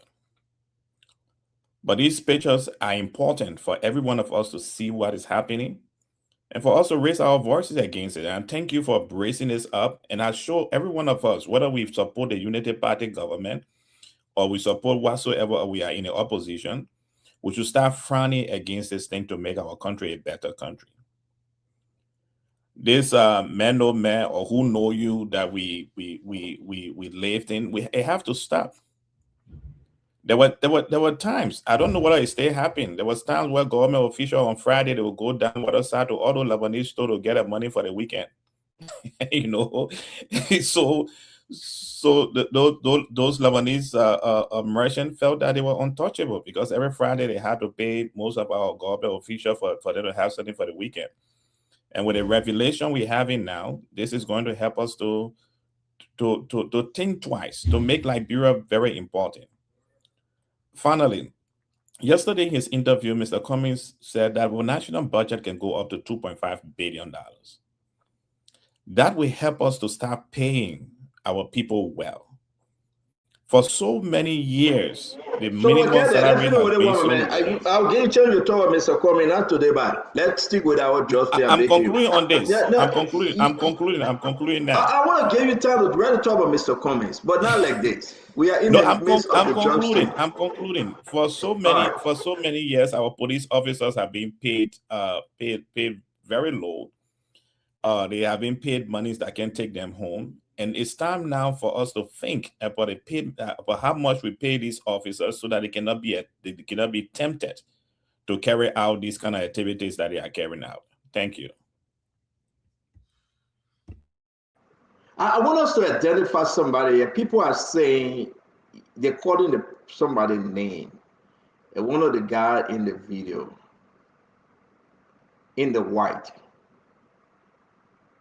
Is that, I would take the picture. People are saying he looked like Bill. Yeke, let me come back to you quickly. I will bring Asiduna in. Yeke, let me come back to you. What are you receiving? Is that Bill Taklo or what's the name is? Is that him in that video? Yeke, can you hear me? Yeah, that's Bill. Bill was also there with the chief of patrol. The chief of patrol is also there. You know, I'm trying to talk to you on your IC me. People started to disrupt my being on the show. So Santa, we can't hear you, or at least I can't hear you. Yeah, thank you. I'm sorry. Is he currently with the Yeke? Is he currently with the Liberia National Police, Yeke? He's not active for the Liberia National Police, but he own there's something with Craig Gray. He's not active, but he's on some work with Craig Gray. How serious is this, Fadiga? I want us to wind down on this, right? Because to have him, I'm getting a lot of report on him. And maybe you'll be the wrong person I'm going to ask, though. People are telling me that Gregory buried this story. So it was quietly put out and sent to me. Take it away, Fadiga. Did it happen in 2 months? Yeah, I will come there. But how serious is this, Fadiga? Well, anything that got to do with police misconduct or anything within the police is a bad thing. It's very serious. This is something that I've known a long time. But still, I wanted to make one correction before we even something. Few speaker ago, somebody said that the president was at private bar. That was not true, Stanton. And I wanted to flag that a long time ago. I didn't hear you. Sorry, I want to call. The president was never at private bar. But who said it? Nobody said he was a private bar. I'm gonna say it. No, we made that correction. Yeah. No, we made that correction. The president was at his son. I think it was a mistake. So you want me to break up? So let's make correction. That's not true. That's not true. Hold on 1 minute. The president, he was at his son. Let me make the correction. Guys, wait. I beg you, guys, wait. Fadiga, just meet your sir. I beg you, Vedera Patria Chief. I beg you. We have no bar echo. The president went to his son program right close to his house. That's it. The president didn't go to private bar. We said it on the show. So let's move on. All right, yeah. So I just wanted to make that clarity because it's not the same as people being arrested and handcuffed at Jim Bestman place, like what we saw with the former president. But let that make progress. Stanton, it is never. Stanton, if you're going to who do you say without responding? Who do you say without responding? That on the issue, No. That Fadiga talk, guys. Don't do it. You have the time to talk. No, but you respond accordingly. Let Fadiga finish, Chief. Go ahead, Fadiga. I don't know why these guys are crying. It is clear that the former president was at Jim Bestman place doing the FBI raid on a major notorious drug dealer. I mean, nobody going to beat on him for that because he was later clear. But the fact of the matter here, if we want to make a bad association as as a calling people drug dealer because somebody took picture, then there's a frame for 25. But let's make progress with the whole drug statement. It is never a good thing for our police or anywhere in law enforcement to be compromised. Stanton have been in Liberia for the last 2 years, going on 3 years, and I've seen a lot of things. Is the police where it needs to be? No. Emmanuel says something about pay. Yes, the pay is low, but pay should never be a reason for police to be corrupt. I disagree with that completely. If you take an oath to serve and protect, you should serve and protect. What we are seeing coming on in the player is a culture that has been built in Liberia, and that culture has persisted because there is nothing that has been done to end this, put an end to this culture. People do it with impunity. People bury things. People cover things. It is unfortunate. I know Greg very well. I would like to believe that he's a fine gentleman. But with all these revelations, to be frank, we need to be very decisive. Whenever it's like the law enforcement is chasing Spoon. It's that when Spoon break our story, then we go look at follow. It's becoming embarrassing. And something needs to be done and needs to be done very fast. The fact of the matter here is that this is nothing new. This is not unique to this administration.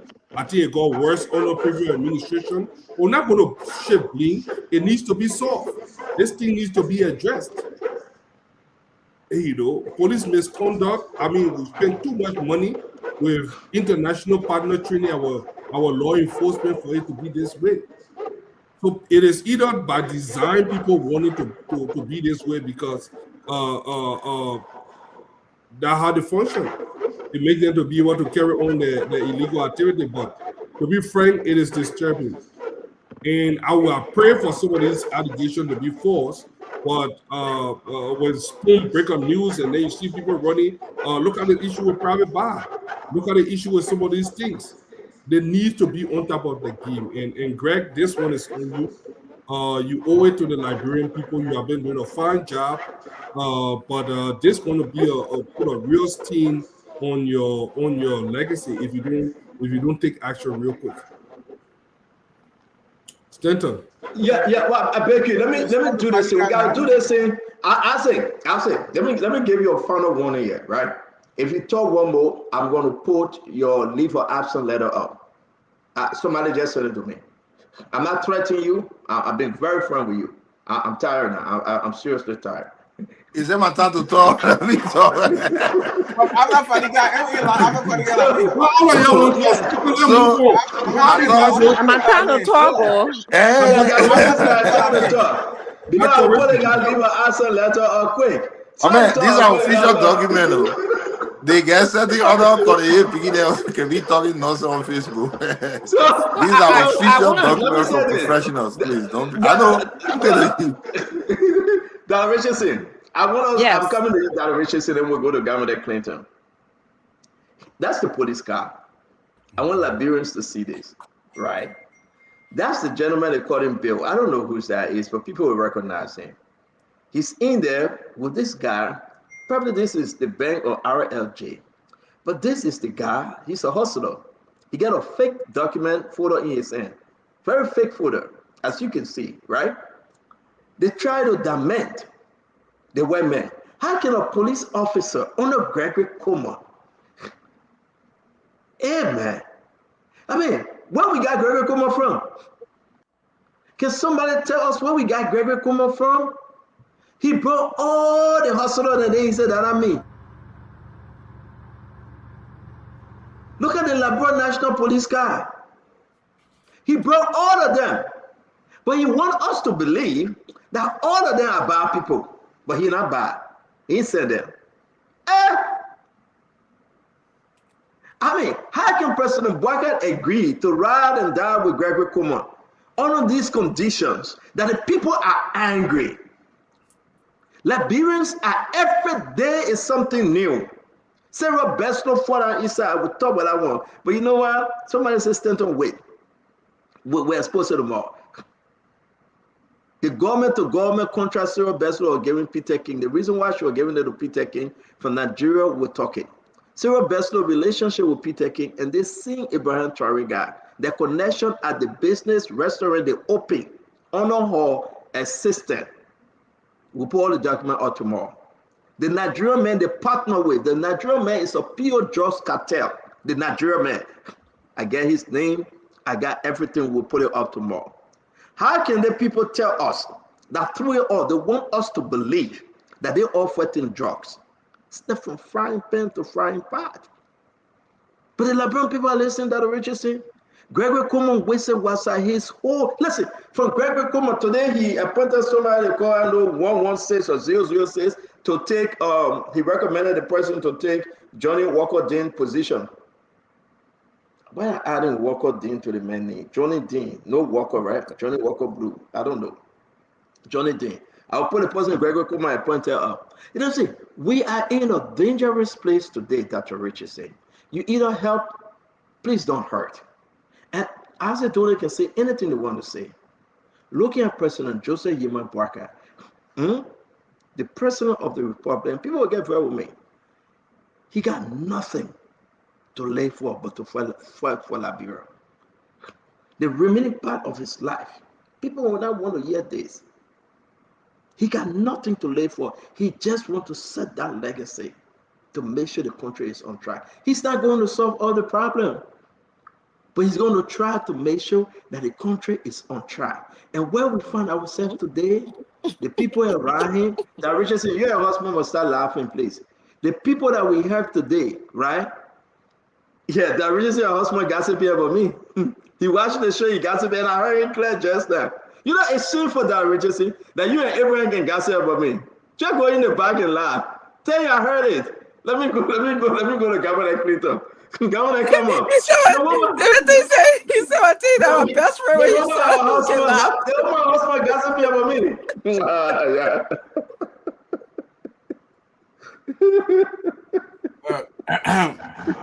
You know, let me take it away. Go ahead. So, you know, obviously, I'm sorry, Kamane. Let me just come in because I have to run. I'm sorry. And this would be my closing comment as well.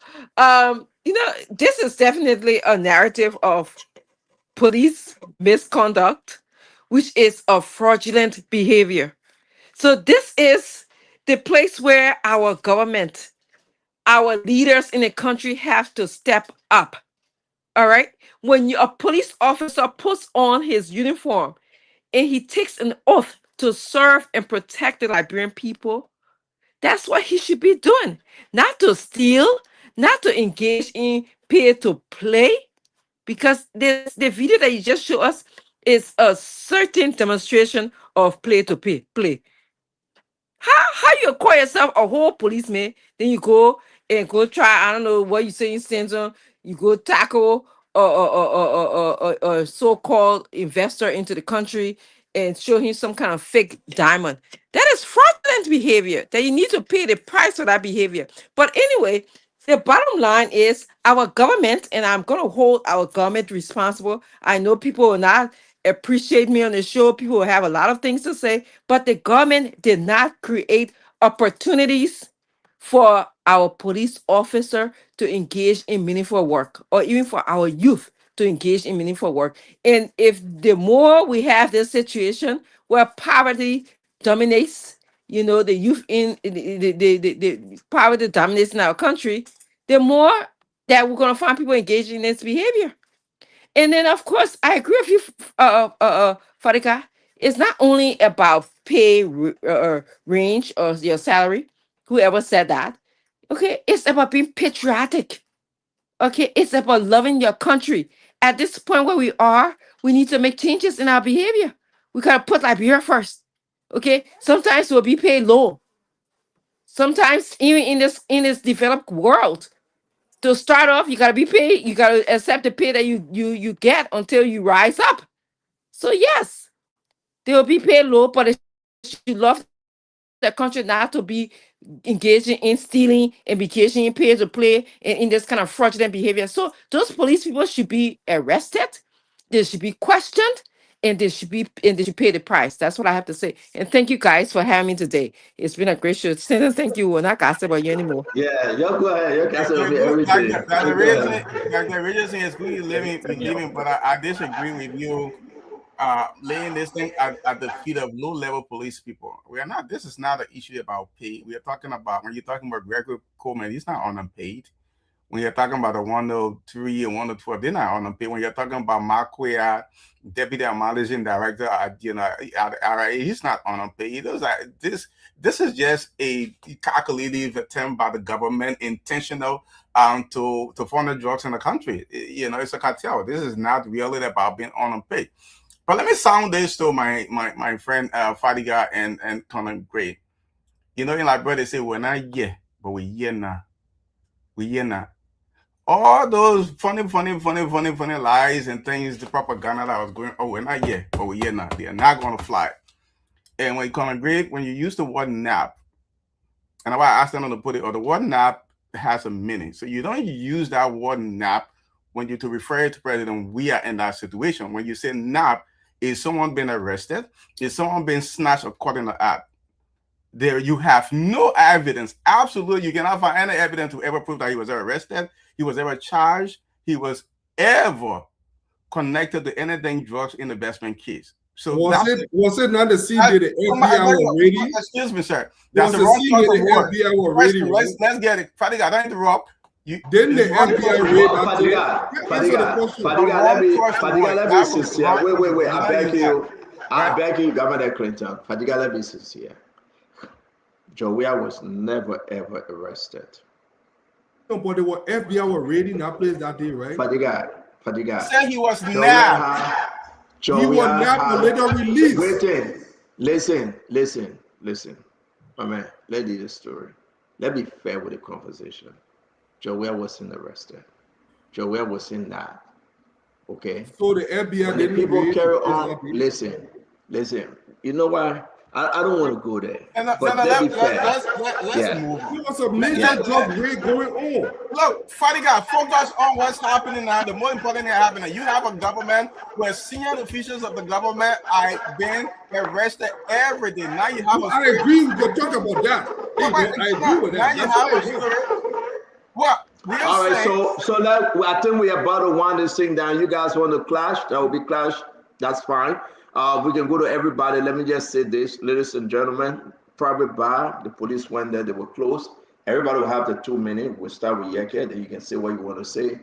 But I'd like to play the video on private bar. Again, I'd like to say to all of you, the government closed it down. Let's see what they will do with the GSM company or GSL company that is owned by the King's brother. They got to close it down to make no mistake. Something is still happening.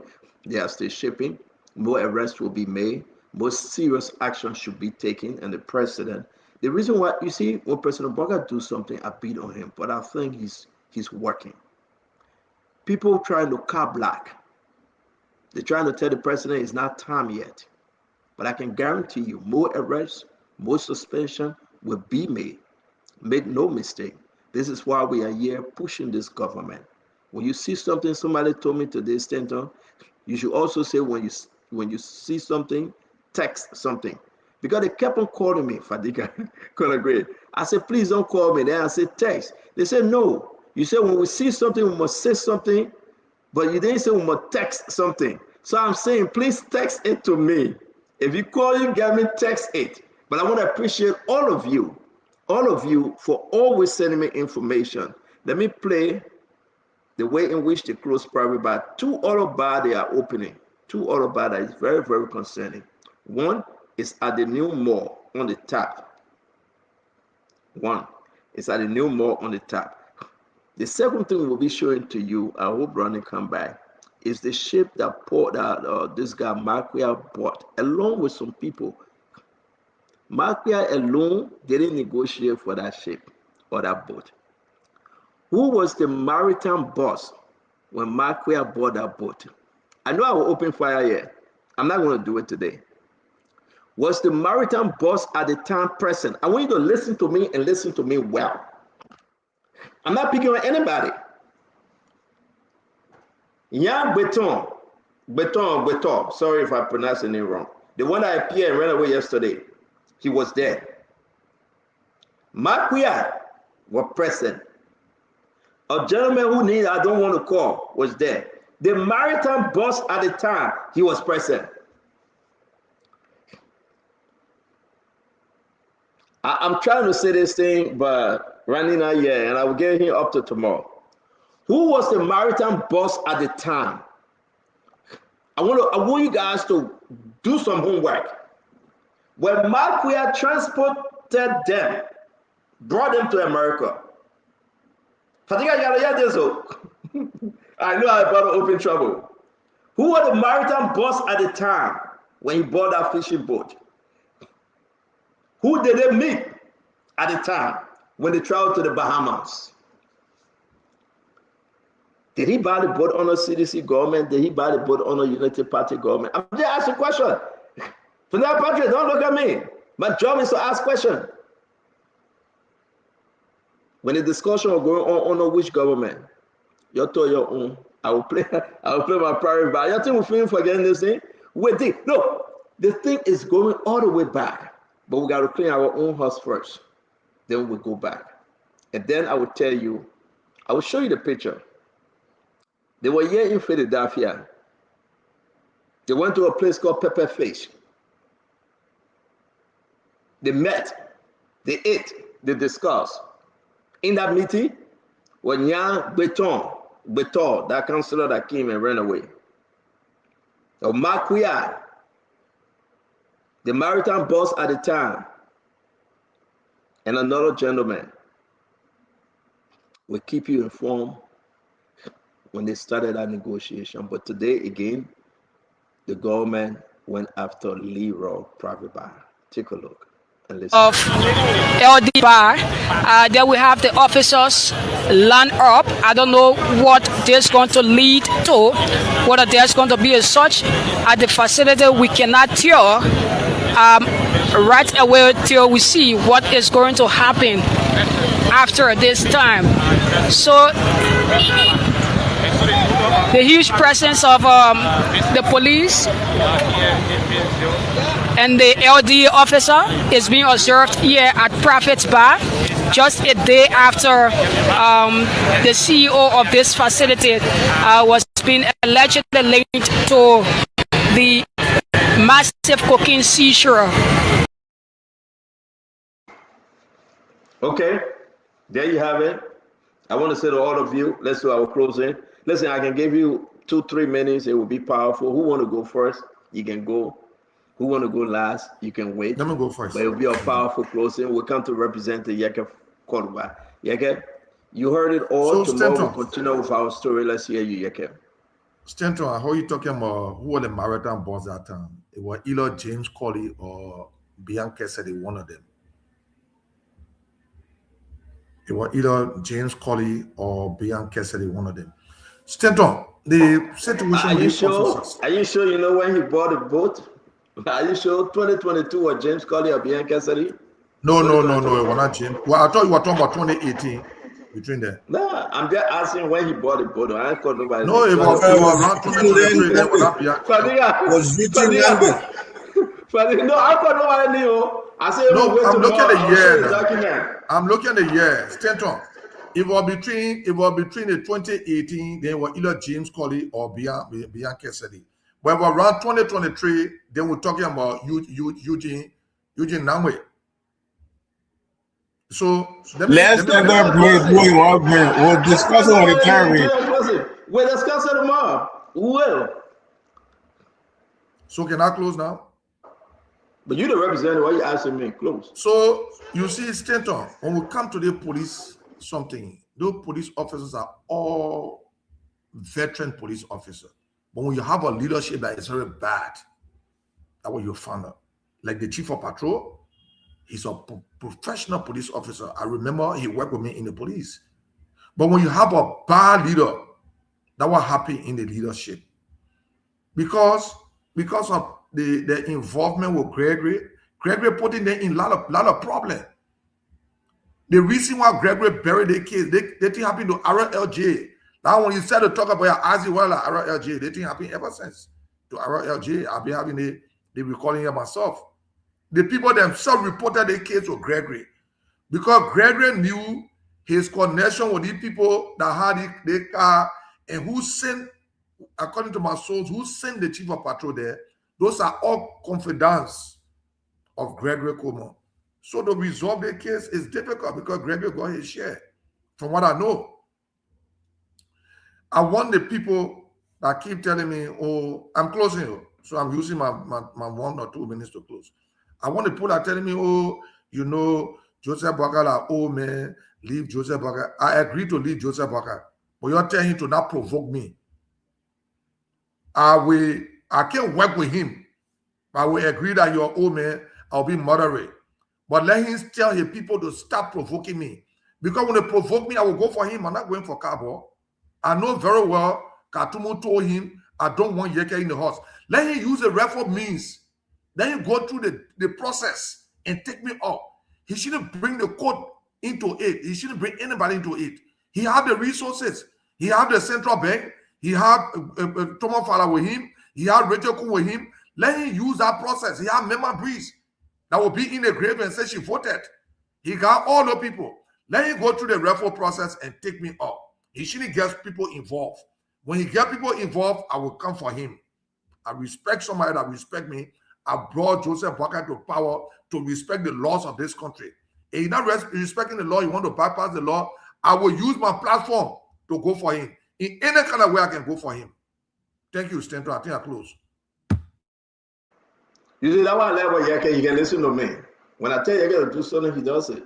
Yeke, if my brother-in-law for you, you can listen to me. No more causing Joseph Boakai, no more causing Jeremiah Kun. You coming home, Yeke? You coming home? Coming home, Yeke, coming home. Coming home where? Where? You see, I said, don't look at me. I said, is a consultant to the foreign minister. But when I speak to Jeremiah Kun, I said, don't get vexed. He said, "What's how you all? I own Jeremiah Kusa. Don't ask me." I believe it. So. Like, who going next? Anybody can go though. You have to decide who going next. I say go ahead. Let me go. But my son can talk to Jeremiah Kun too, so I don't know what Jeremiah Kun be talking about. You keep trying to bring foreign minister Benny in here. When the foreign minister went for confirmation, I defended her confirmation. I say you have an internet problem. Who told him out? I say you get internet problem. I don't know who took you out. But let me hear you. Every day the man different foreign minister. We tell you that thing, man. Let the man go. Every day he different foreign minister. Let the man go. But then Patrick, go ahead. I say coming to America, by the way, let me read this thing. I'm so happy that he will be here shortly. From then I'll bake you 1 minute VP. Let me read the man coming to America story. The man coming to different foreign minister again. He coming back. You know the early boy coming to America? Yeah, the man coming back. There's a man coming back. You want different foreign minister. That your leave of absence has been approved. They approved absence, don't leave, from May 4, 2026 through August 14. So Isaac got to be in America. He got to return to work on the 15th. So he will be in America by August 14. He has to be here. Else he will end up losing all his benefit. There will be. I got up something. I can put it. It's a public information. It's online. I don't know whether they would want me to put it up, but it's online. You go get a serial document. Go give it to you. Yeah, but what you want me to do? It's online. Wow. But how sure is the document? Ain't online. But Vandana, boy, I beg you 1 minute, Chief. I beg you. I'll bring acid over my man. Don't put a man private thing on that man. Like man, you gotta do the man's job.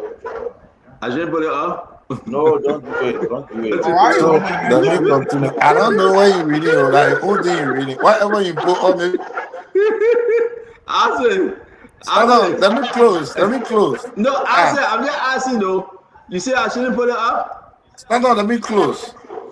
I don't know if I said I shouldn't put it up. That's what I'm saying. No, can I close? Can we close it, brother? Right. Huh? Let me close now. All right, if y'all don't want me to put it up, that your business. I said close. Don't pull it up. I mean, private document. The foreign minister one when you put up a consultancy paper. I said that ballad that he get private document. I said wicked. You don't know what I said doing. He's a bad man. But I said we talk. They may still want to do why you playing. But I said go ahead now. I said close.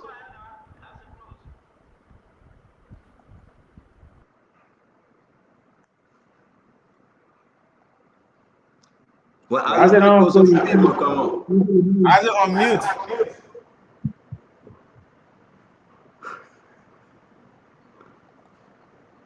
Stand out. What are you muting him here? No. I'll do no such thing. Your leave of absence has been approved. Dear Isaac. Do what he wants to do regardless. I know everybody. Why are you even? Dear Isaac, your leave of absence is approved from May 4th, 2026 through August 14, 2026.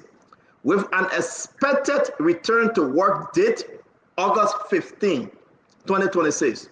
The man gotta go by the way. He cannot pay that, bro. He gotta go by the way. Please see the summary below of your current leave statuses. While each leave is separate, they will run at the same time as allowed by applicable law under the Republic of Liberia for as long as each leave term is approved. Some of these leaves provide paid time off, while others provide job protection. Together, the leaves support you while you are away from work. We will inform your manager about our decision and your expected return to work. August 15, 2026. So Isaac is coming back to America. He got to come back to work. He must come back to America. All the time, no, Fatiga. All the time, I say no. Chifubi. All the time, I say been playing around. It's over. Week after that Monday, Asa Asa must come back to America. It's over. For me, what say you? Asa, when I hear you, gotta go out and come back in. We can hear you. Asa, What a go out. message. No, you want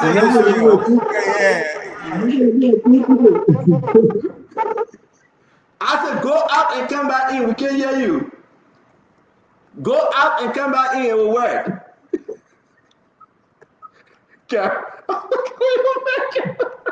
Fully close. That's me. Fully close. I said, we can't hear you. You got to come out to America. Let me close now. Yeah, so I know you can close, my man. I know you can close. I said, coming back to work August 15. On the issue with the president's security, Fully way, I beg you. The first time I read it to you again. Yo, wait. Thank God I said everybody to work. I said better problem in Liberia. Thank God he came back to work. I said must come back to work. Ladies and gentlemen, this is the official leave of absence approval. Official. July 15, 2026. The road answer to. And thank God somebody from Minnesota sent me the document. Thank God. They say ASEP must return to work August 15, 2026. So May, June, July, August. ASEP have 4 months. May, June, July, August. 3 months to be off. 3 months. For me, what say you? ASEP is about to do real work now. Real work. He coming back. Remember balling like balling.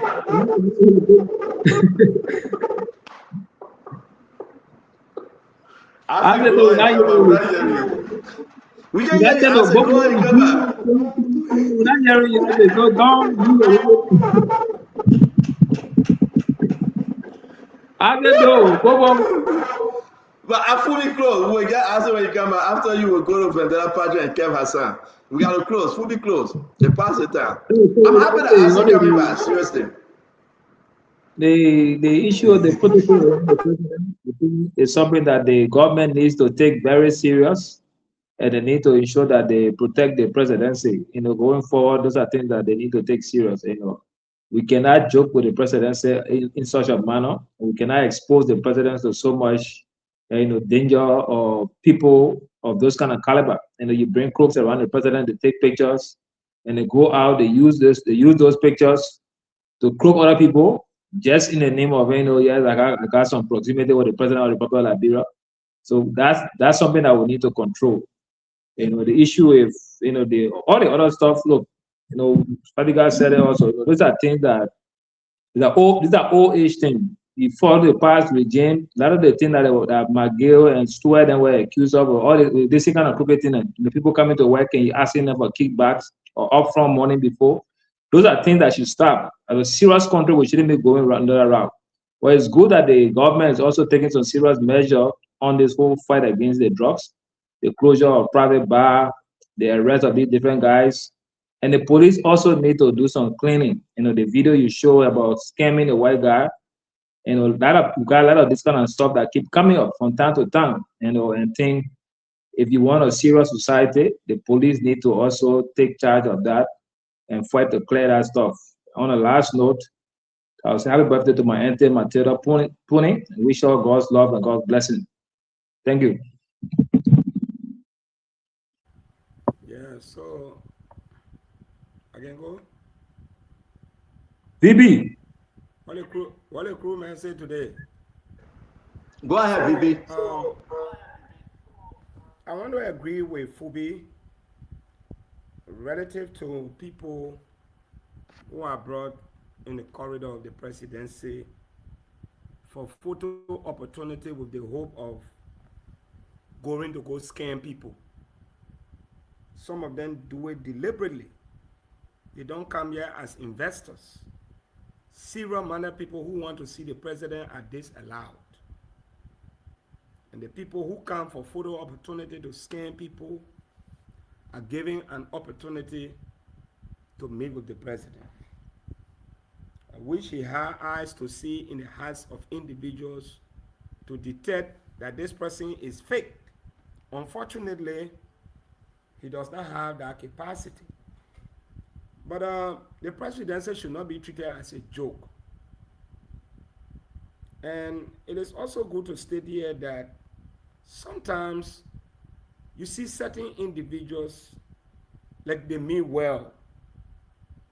The healing agenda, when it is unveiled, then it becomes a problem. That is the disturbing aspect. That many of us who may have taken photo with somebody who don't know them to be wicked or corrupt, but when something happens tomorrow, they will start posting the photos, and you can't deny that. So, like somebody said during the conversation, we need to thoroughly check people. If you come here as a business person, we have to assess you.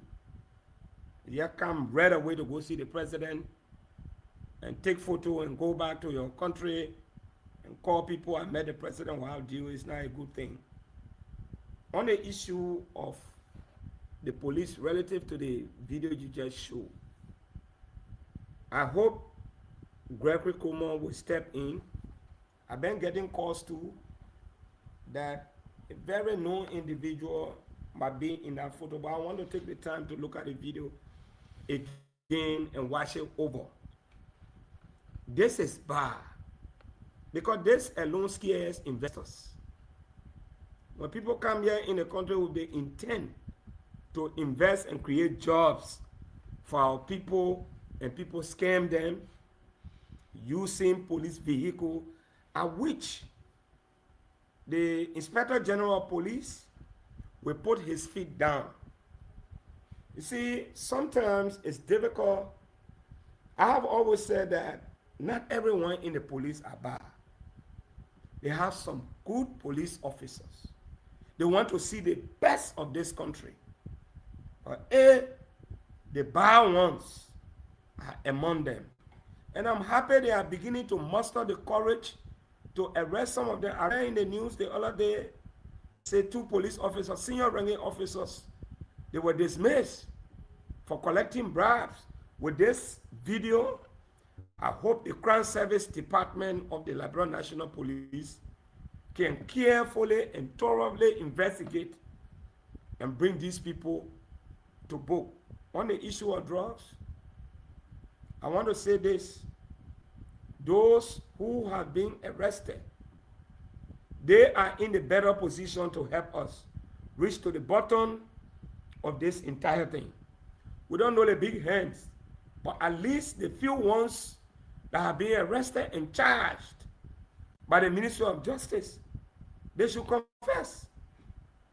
They should not keep quiet.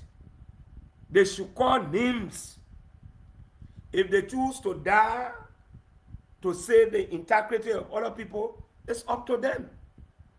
But I'm not too sure whether they are willing to go alone. And I'm happy that every day we're getting information. The media blows up. The police now sitting down. They are forced. And for me, as an activist, like all of you who have been beating on the state security actors to go after them, and they are making some arrests, we should celebrate small. Because those ones that are in prison right now, they will call names and they will keep confessing. They will call names until they call the real people and will get there.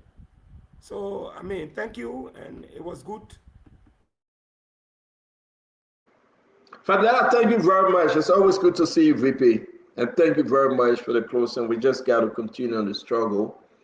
And there's a letter I'm going to put in the chat room. We'll just keep it for tomorrow. Marquia, he was about to use the letter, by the way. I know we're coming to you, Kev, to go on a conference. At what time we do believe that he was about to use the letter to go on a conference trip. But like I said, thank God that Joseph Boakai suspended him. Now he shouldn't travel because it was very clear that he was trying to escape the country. I've been investigating this letter all day today, and I think as we compare, let me put it in our chat room. I think it's there already. If not, let me put it there. Where is it? There you go. So yes, the letter, I think I put it in the chat room to go on this conference, which of course That was the means for Marquia to escape. Take your time and read the letter, and we can discuss it more. It's in the chat room, guys. To go on a public health conference. This is a big one. A lot of people try to use other game, and we'll tell you where the letter came from. We'll tell you the importance of this letter. Look, Marquia was the most dangerous, or he is the most dangerous player, local player in the game. And everyone that connected to him, he brought them in. I told you guys about Maximum Security Consultancy. Belongs to 2 NSA officers. The coordinator of one of them is Maxima, and he named the security. They provided security. These guys don't have the whole operation set up. They'll wait for the more. We'll tell you more. Let me bring in Kefiko. Kev, let's hear you. Again, let me just say hi to everybody that came here late.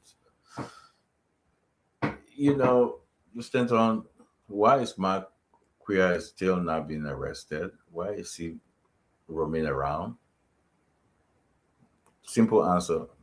He's the son of President Josiah Imam Boakai. Yeah, people should know that. He lived with Josiah Imam Boakai. He lived with him, stay in our house. He and Jojo are like brothers. So he honored that presidential protection. That's why he's not arrested. And I don't think he will be.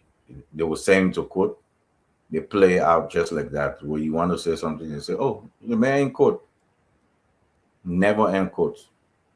That's it.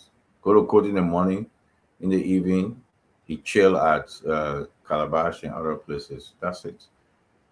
Presidential immunity. That's what he have.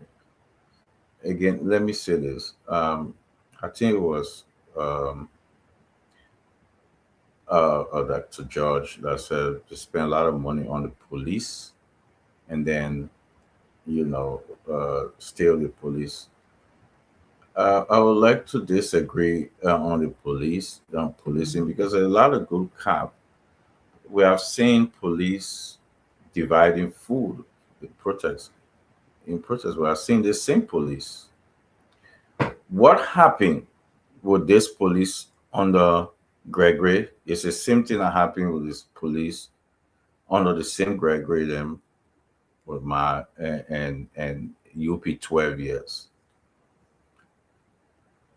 This police, this IG, brought in the bad guys that the previous government let go. The killer of sedition at CDC headquarters, he brought him back. Drugs guys that were in the police, that drugs were found in the president convoy. He brought all the guys back. He brought them back. So what happened now? That's why you see a different policing now, because Gregory took guys in who was bad cops, and put them in higher position. And that's what's happening now. So you see a different police that were dividing food, and when Fadiga then were protesting, and different police now who going to CDC headquarters and steal wig. That's a different police now. Going to CDC headquarters, they stole wig. That's the police under this government. So there's a lot of good police officers, but the leaders are the bad guys. If you can bring a killer and put him there, and that's it. And then I see folks saying, oh, that the people bringing to Josiah Imam Boakai taking picture. Come on, guys. You think that all the pictures they're taking, they're paying people, Josiah Imam Boakai not getting his cut? He is. He getting his cut. He understand it. He know. Let me tell you. Yes, Josiah Imam Boakai, 50-something years experience. It's not no joke. He understand it. He understand the maneuvering. He know what to do. He cognizant of his age. He know the people will say, "Oh, Inari Papi." He understand that. He used that very well, smart, and know that I will use my age. Let me tell you my experience with Joseph Nima Boakai in his living room. In his living room, let me tell you my experience. Sorry, Stanton, but we came from the hotel. At that time, our boss, which was Stanton Waterspoon. Don't come in here. Let me finish. Let me talk. No. Don't get me involved when you're talking. Don't put me in your team. Okay. Seriously. Okay. Good. Yeah. Good. No. Okay. Okay. Let me talk my own now. Yeah. All right. Then move to the next person. No. Stanton, no. Don't put me. Don't listen. Okay. Don't get me involved. Okay. Yeah. You listen. You can do your political thing. That's what Spoon Talk is about. No, hold on now. No, hold on 1 minute, Cap. Hold on. You can say a political thing. Yeah, but Kev, hold on. That's what Spoon Talk is about, right? You are not insulting to say No. But don't listen. Let me say this to you. Don't get me involved. I will not call your name. I will not call your name. Don't even get me involved in. Yes, my boss man. I will not call your name. So Kev, we'll see you tomorrow. Let me bring in Conor Gray. Let me talk No, Kev. Don't get me. Listen. You guys always okay, I'm not going to leave Joseph Nima Boakai. I still support him. Okay, but you can disagree. But wait now, you can disagree politically with the old man. You fine. That's what you should do. But don't get me involved and say we go and say in the public, visit the public. Don't put me inside, my brother. Yeah. But man, you see your own. You can go after. You can talk about people's stuff. When people want to, you say but I never tell you to. I never tell you to. Let's end the show, man. Let's end the show. Let me go to Conor Gray. Go ahead, but you finish. Let me finish. Your story finish. I mean, we always take vote here. Okay, let's take vote. Who want Kev to finish talking? Put your hand up. If you want Kev to finish talking now, if you want him to continue talking, put your hand up. If you want Kev to continue talking, exactly what I want to talk about. You got two people. Wait, Kev. You got two people. If you don't want Kev to talk and he's done for today, please put your hand up. You got four. No, it's a tax. You put your hand up. It's not a tax. No, two of you put your hand up. Four, we put our hand up. 4 also, we don't want Kev to talk. Because when we talk, we took a vote. All right, Stanton. Thank you so much. Thank you, Stanton. You know, one thing I would say, I have been here since 2022, the early part of 2022. You have been talking about BMT, they on us. You have been talking about BMT, I'm finish. Well, I'm finished. We'll talk about you. And then how we should be doing the show here. You got the BMT, they on. But Kev, we'll put in the back. Alone, we should be doing a show like that on the show. We should be taking phone.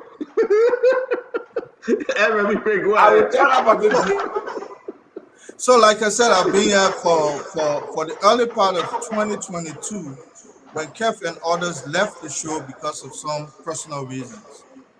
At that point, Joseph Nima Boakai was not president. But these days, anytime I open my mouth, I'm looking for a job. We got about 30 people who ran for the presidency with all their supporters. None of those looking for jobs. Only Conor Gray. Maybe that's a clever way to say don't support Joseph Nima Boakai, and this is how we're going to corner you. But you know what? I have a very strong resume. The kind of qualification that I have in life, I put it in front of any employer that will call me in. I can brag. So even if this government wants to call me, I don't need an audition. I just need to send what I have as my qualification. That said, let me go to Gamande. Look, when I speak, English is one of the only spoken language that I know. I know other smaller vernaculars here and there, you know, Vai, Mendi, or whatever it is, even Bandi, I can hear a little bit of it here and there. But English is my only medium of communication. When I say when Mr. Bestman was being nabbed. You call President, no, listen to me. No, give me a chance. Give me a chance. When Mr. Bestman was being nabbed, Mr. Weir was on that crime scene. I didn't say Mr. Weir was being nabbed. So understand, you are a counselor. I expect you to know the language better, especially the subtle part, the epistemological part of any language. You must know. You are somebody. But the language school, yeah, you can we gotta leave you, man. The language school, yeah, for you, man. Physiological, psychological. No, I don't want somebody to misconstrue me when I speak. So let me say that if you're talking about people taking picture of president over the weekend, I saw a lot of people in the queue trying to take the picture of certain politician. Lots of folks, for people that's a modern you're talking about a human magnet, right? No, give me a chance, let me talk, man. Like I say, if I were a judge, I would give you a lot of fines. You'll never make money in this profession because you don't have I'll be putting money. You should really take some time. No, my friend, you don't have the emotional quotient to hold your heart. What kind of lawyer are you? Give somebody a chance to talk. So the fact about the matter is, if they're going to arrest people because they took picture with a certain figure in life, nobody will pass that test, especially in recent times. But the fact about the matter is, people will take your picture, but those people character will not be mistaken for yours. And that brings me to the point of the police. The problem of the police is not the amount of salary they receive, the amount of even civil servants in Liberia. We have a character issue in our country. Go process your passport. Go process your passport. Everybody wants you to leave something. It's not no matter how much salary you give some of these people, their character will always show first. I don't have much evidence on that photo that was showed up, that still a video that was shown, but I'm pretty sure if the picture that was presented, if it is true, then it's not about money, it's about character.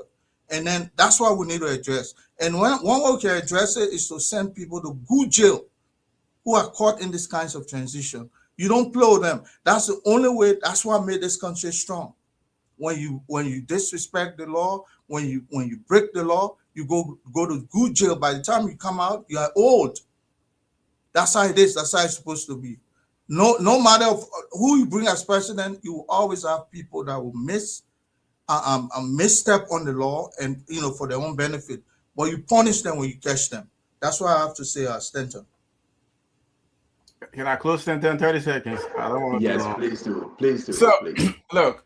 Stenton said something very, very important, and I just want to use that and piggyback the Kev to close, right? Stenton said, Marquia, locally, Marquia was the #1 guy in this whole drug thing. And Kev said something important, that even though he was dismissed, he's yet to be charged, he's yet to be arrested, and that's important. And I should talk about this entire drug thing, given the fact that Marquia, his relationship with the Fresh family, let that sink in.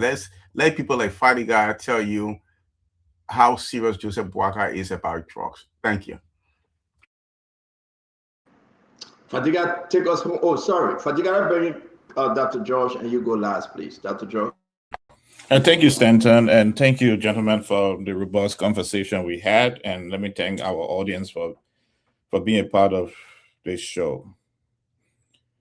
Our conversation for the last couple of weeks have been around the drug bust, first at the Rebels International Airport, and then subsequently at a place somewhere around the Baptist Seminary. There's a lot of moving parts, and we thank the government for what they have done so far. But the bigger question is around what the government have not done at this point. There are too many arrows pointing to the president's son. Agree. These people are his friends. Agree, he may or he may not have interaction with the level of drugs. But it's too close to call. Ibrahim Traore had a relationship with the president's son, and so is Marquia. when you have friends from your child, when you have childhood friends, there are certain things about them I believe you should notice. You should notice when there is increase in the income and the lavishness of the lifestyle that they live. Or perhaps the president's son were enjoying that lifestyle. That's the reason he had to travel all the way to Madrid. And we saw some pictures about them being on a yacht. And he let his guard down, not knowing that when you find yourself flourishing in wealth that you have not been in the past, you need to investigate where the wealth comes from. We also see the close proximity of the president. I know many of us have talked about security labs, but the fact that this individual had a working relationship with the president's son made proximity very close and maybe perhaps easier. On the one-to-one with the CEO on Sunday, we also had a situation where the president's special envoy for special duties had a serious relationship with Mr. Ibrahim Traoré. All these calls for question, all these calls for further investigation. The issue of Mr. Traoré getting contracts. I want every Liberian to go to the website of Zoom Network Incorporated. That website seems to be a consulting company website and not a serious investment company website. But they have been able to get contracts. And that takes me to my conclusion this evening. It is now time for each of us Liberians to take each other seriously, to use professional Liberians to do the work and stop elevating foreigners above Liberians who are professional and who have the same ability and capability to do the same work. It'll be easier for you to trace their background. Liberia is a small country. All you have to do is to ask the person which high school you graduated from. And you can rest assured that you will have as much information as you need of their community, the society, how they grew up, how they participated, you will have it. But when you bring people that you have no idea where they come from, you decided not to, you have made a decision not to investigate the company, we end up with this situation where pictures of our president is being sold on the international market and being used to convince drug cartel that there is access to the presidency. We must and we should stop this. You all have a wonderful evening. I look forward to this conversation tomorrow. God bless you. Thank you very much, Dr. George. Fatiga, take us home, please. Well, it was a nice day today. Always good to be here. A lot of things were said. But Stanton, I want a few things I wanted to say today. I know today, I don't know whether you saw that news, $25 million bounty was placed on an American drug dealer in Mexico. So far, the American have placed over $100 million on several different individual heads that are trafficking drugs. I think this drug thing is a serious thing, and it has become a serious embarrassment to us. And I think it's time for us to actually nip this thing in the Bihar. We cannot afford to be a safe haven for international drug trafficking. This has a potential of ruin our country reputation. It could even destroy our investment climate, even diplomatic relationship with other countries. There should be zero tolerance for drugs. I hate drugs. I mean, it's one of those things. I've dealt with a lot of victims in the U.S. and I've seen the devastating effect in Liberia, and I know that it's just a dangerous thing. It's just a poison that once it enters your body, it takes the grace of God to even recover. Drug trafficking, it doesn't only affect those people. It's a national security issue. And that network can corrupt institutions. It can finance violence. Knock on wood, we have not seen that violence yet. But the fact that we have started to arrest it. Look, the reason we didn't see all this noise in the past is because nothing was being done. Those guys have easy access, smooth flow to move their drugs. They were taking it to the resort. They were doing a lot of things. You know, I don't want to keep knocking on the past, but we had a serious inflow of drugs in the last couple of years, and those guys were very comfortable. I think the network stayed, and they have managed to manifest in different ways. But what troubles me the most is the relationship, the interconnectivity between dealers and people in the community. Drug dealers don't come and say I'm a drug dealer, but we live in a community that strives on camaraderie, on relationship. I see, well, they take picture here, there. I take picture of a lot of people. Some of the people name could come out today. I know I've never been associated with drugs, but I could be in the same category too. So this is why we need to kick the thing away from Liberia. You know, we need to get some international cooperation. Ask people. There's a lot we need to do, but we need to attach some really more seriousness to this thing, because this is not about CDC or Unity Party. This is about the soul of the nation. Drugs can actually destroy a country. We are doing very well with our domestic revenue mobilization. Our budget hopefully will go up to $1.5 million, $1 billion next year. We are doing well.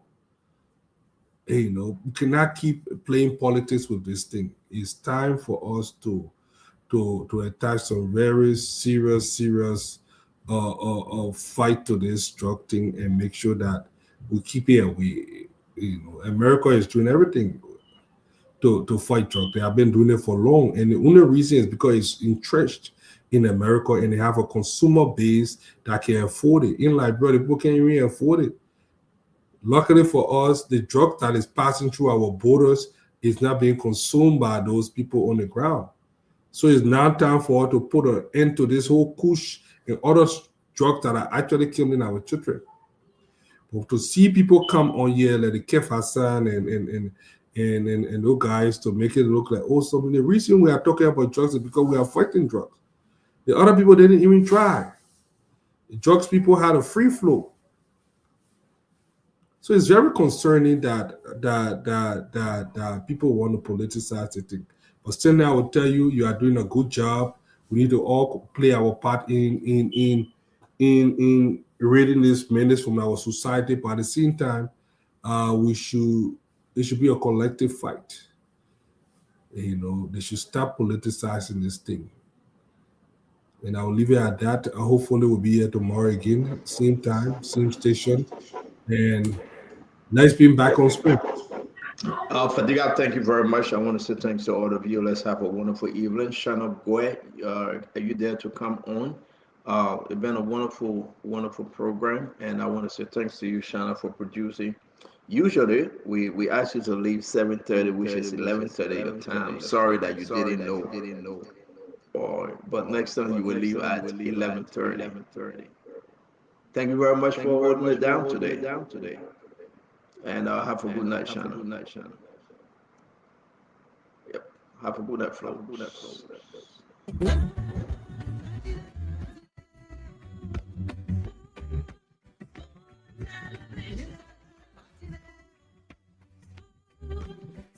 Okay, so well, folks, wherever you are, this is how we like to climax on this wonderful edition of the program Spoon Talk. Do join us later on today at 8 p.m. Liberian time for another fresh edition of the program Spoon Talk. Again, Shana Goy is my name. Do have yourself a pleasant night. Bye-bye from my end. Yes, sir. A special one from the CEO.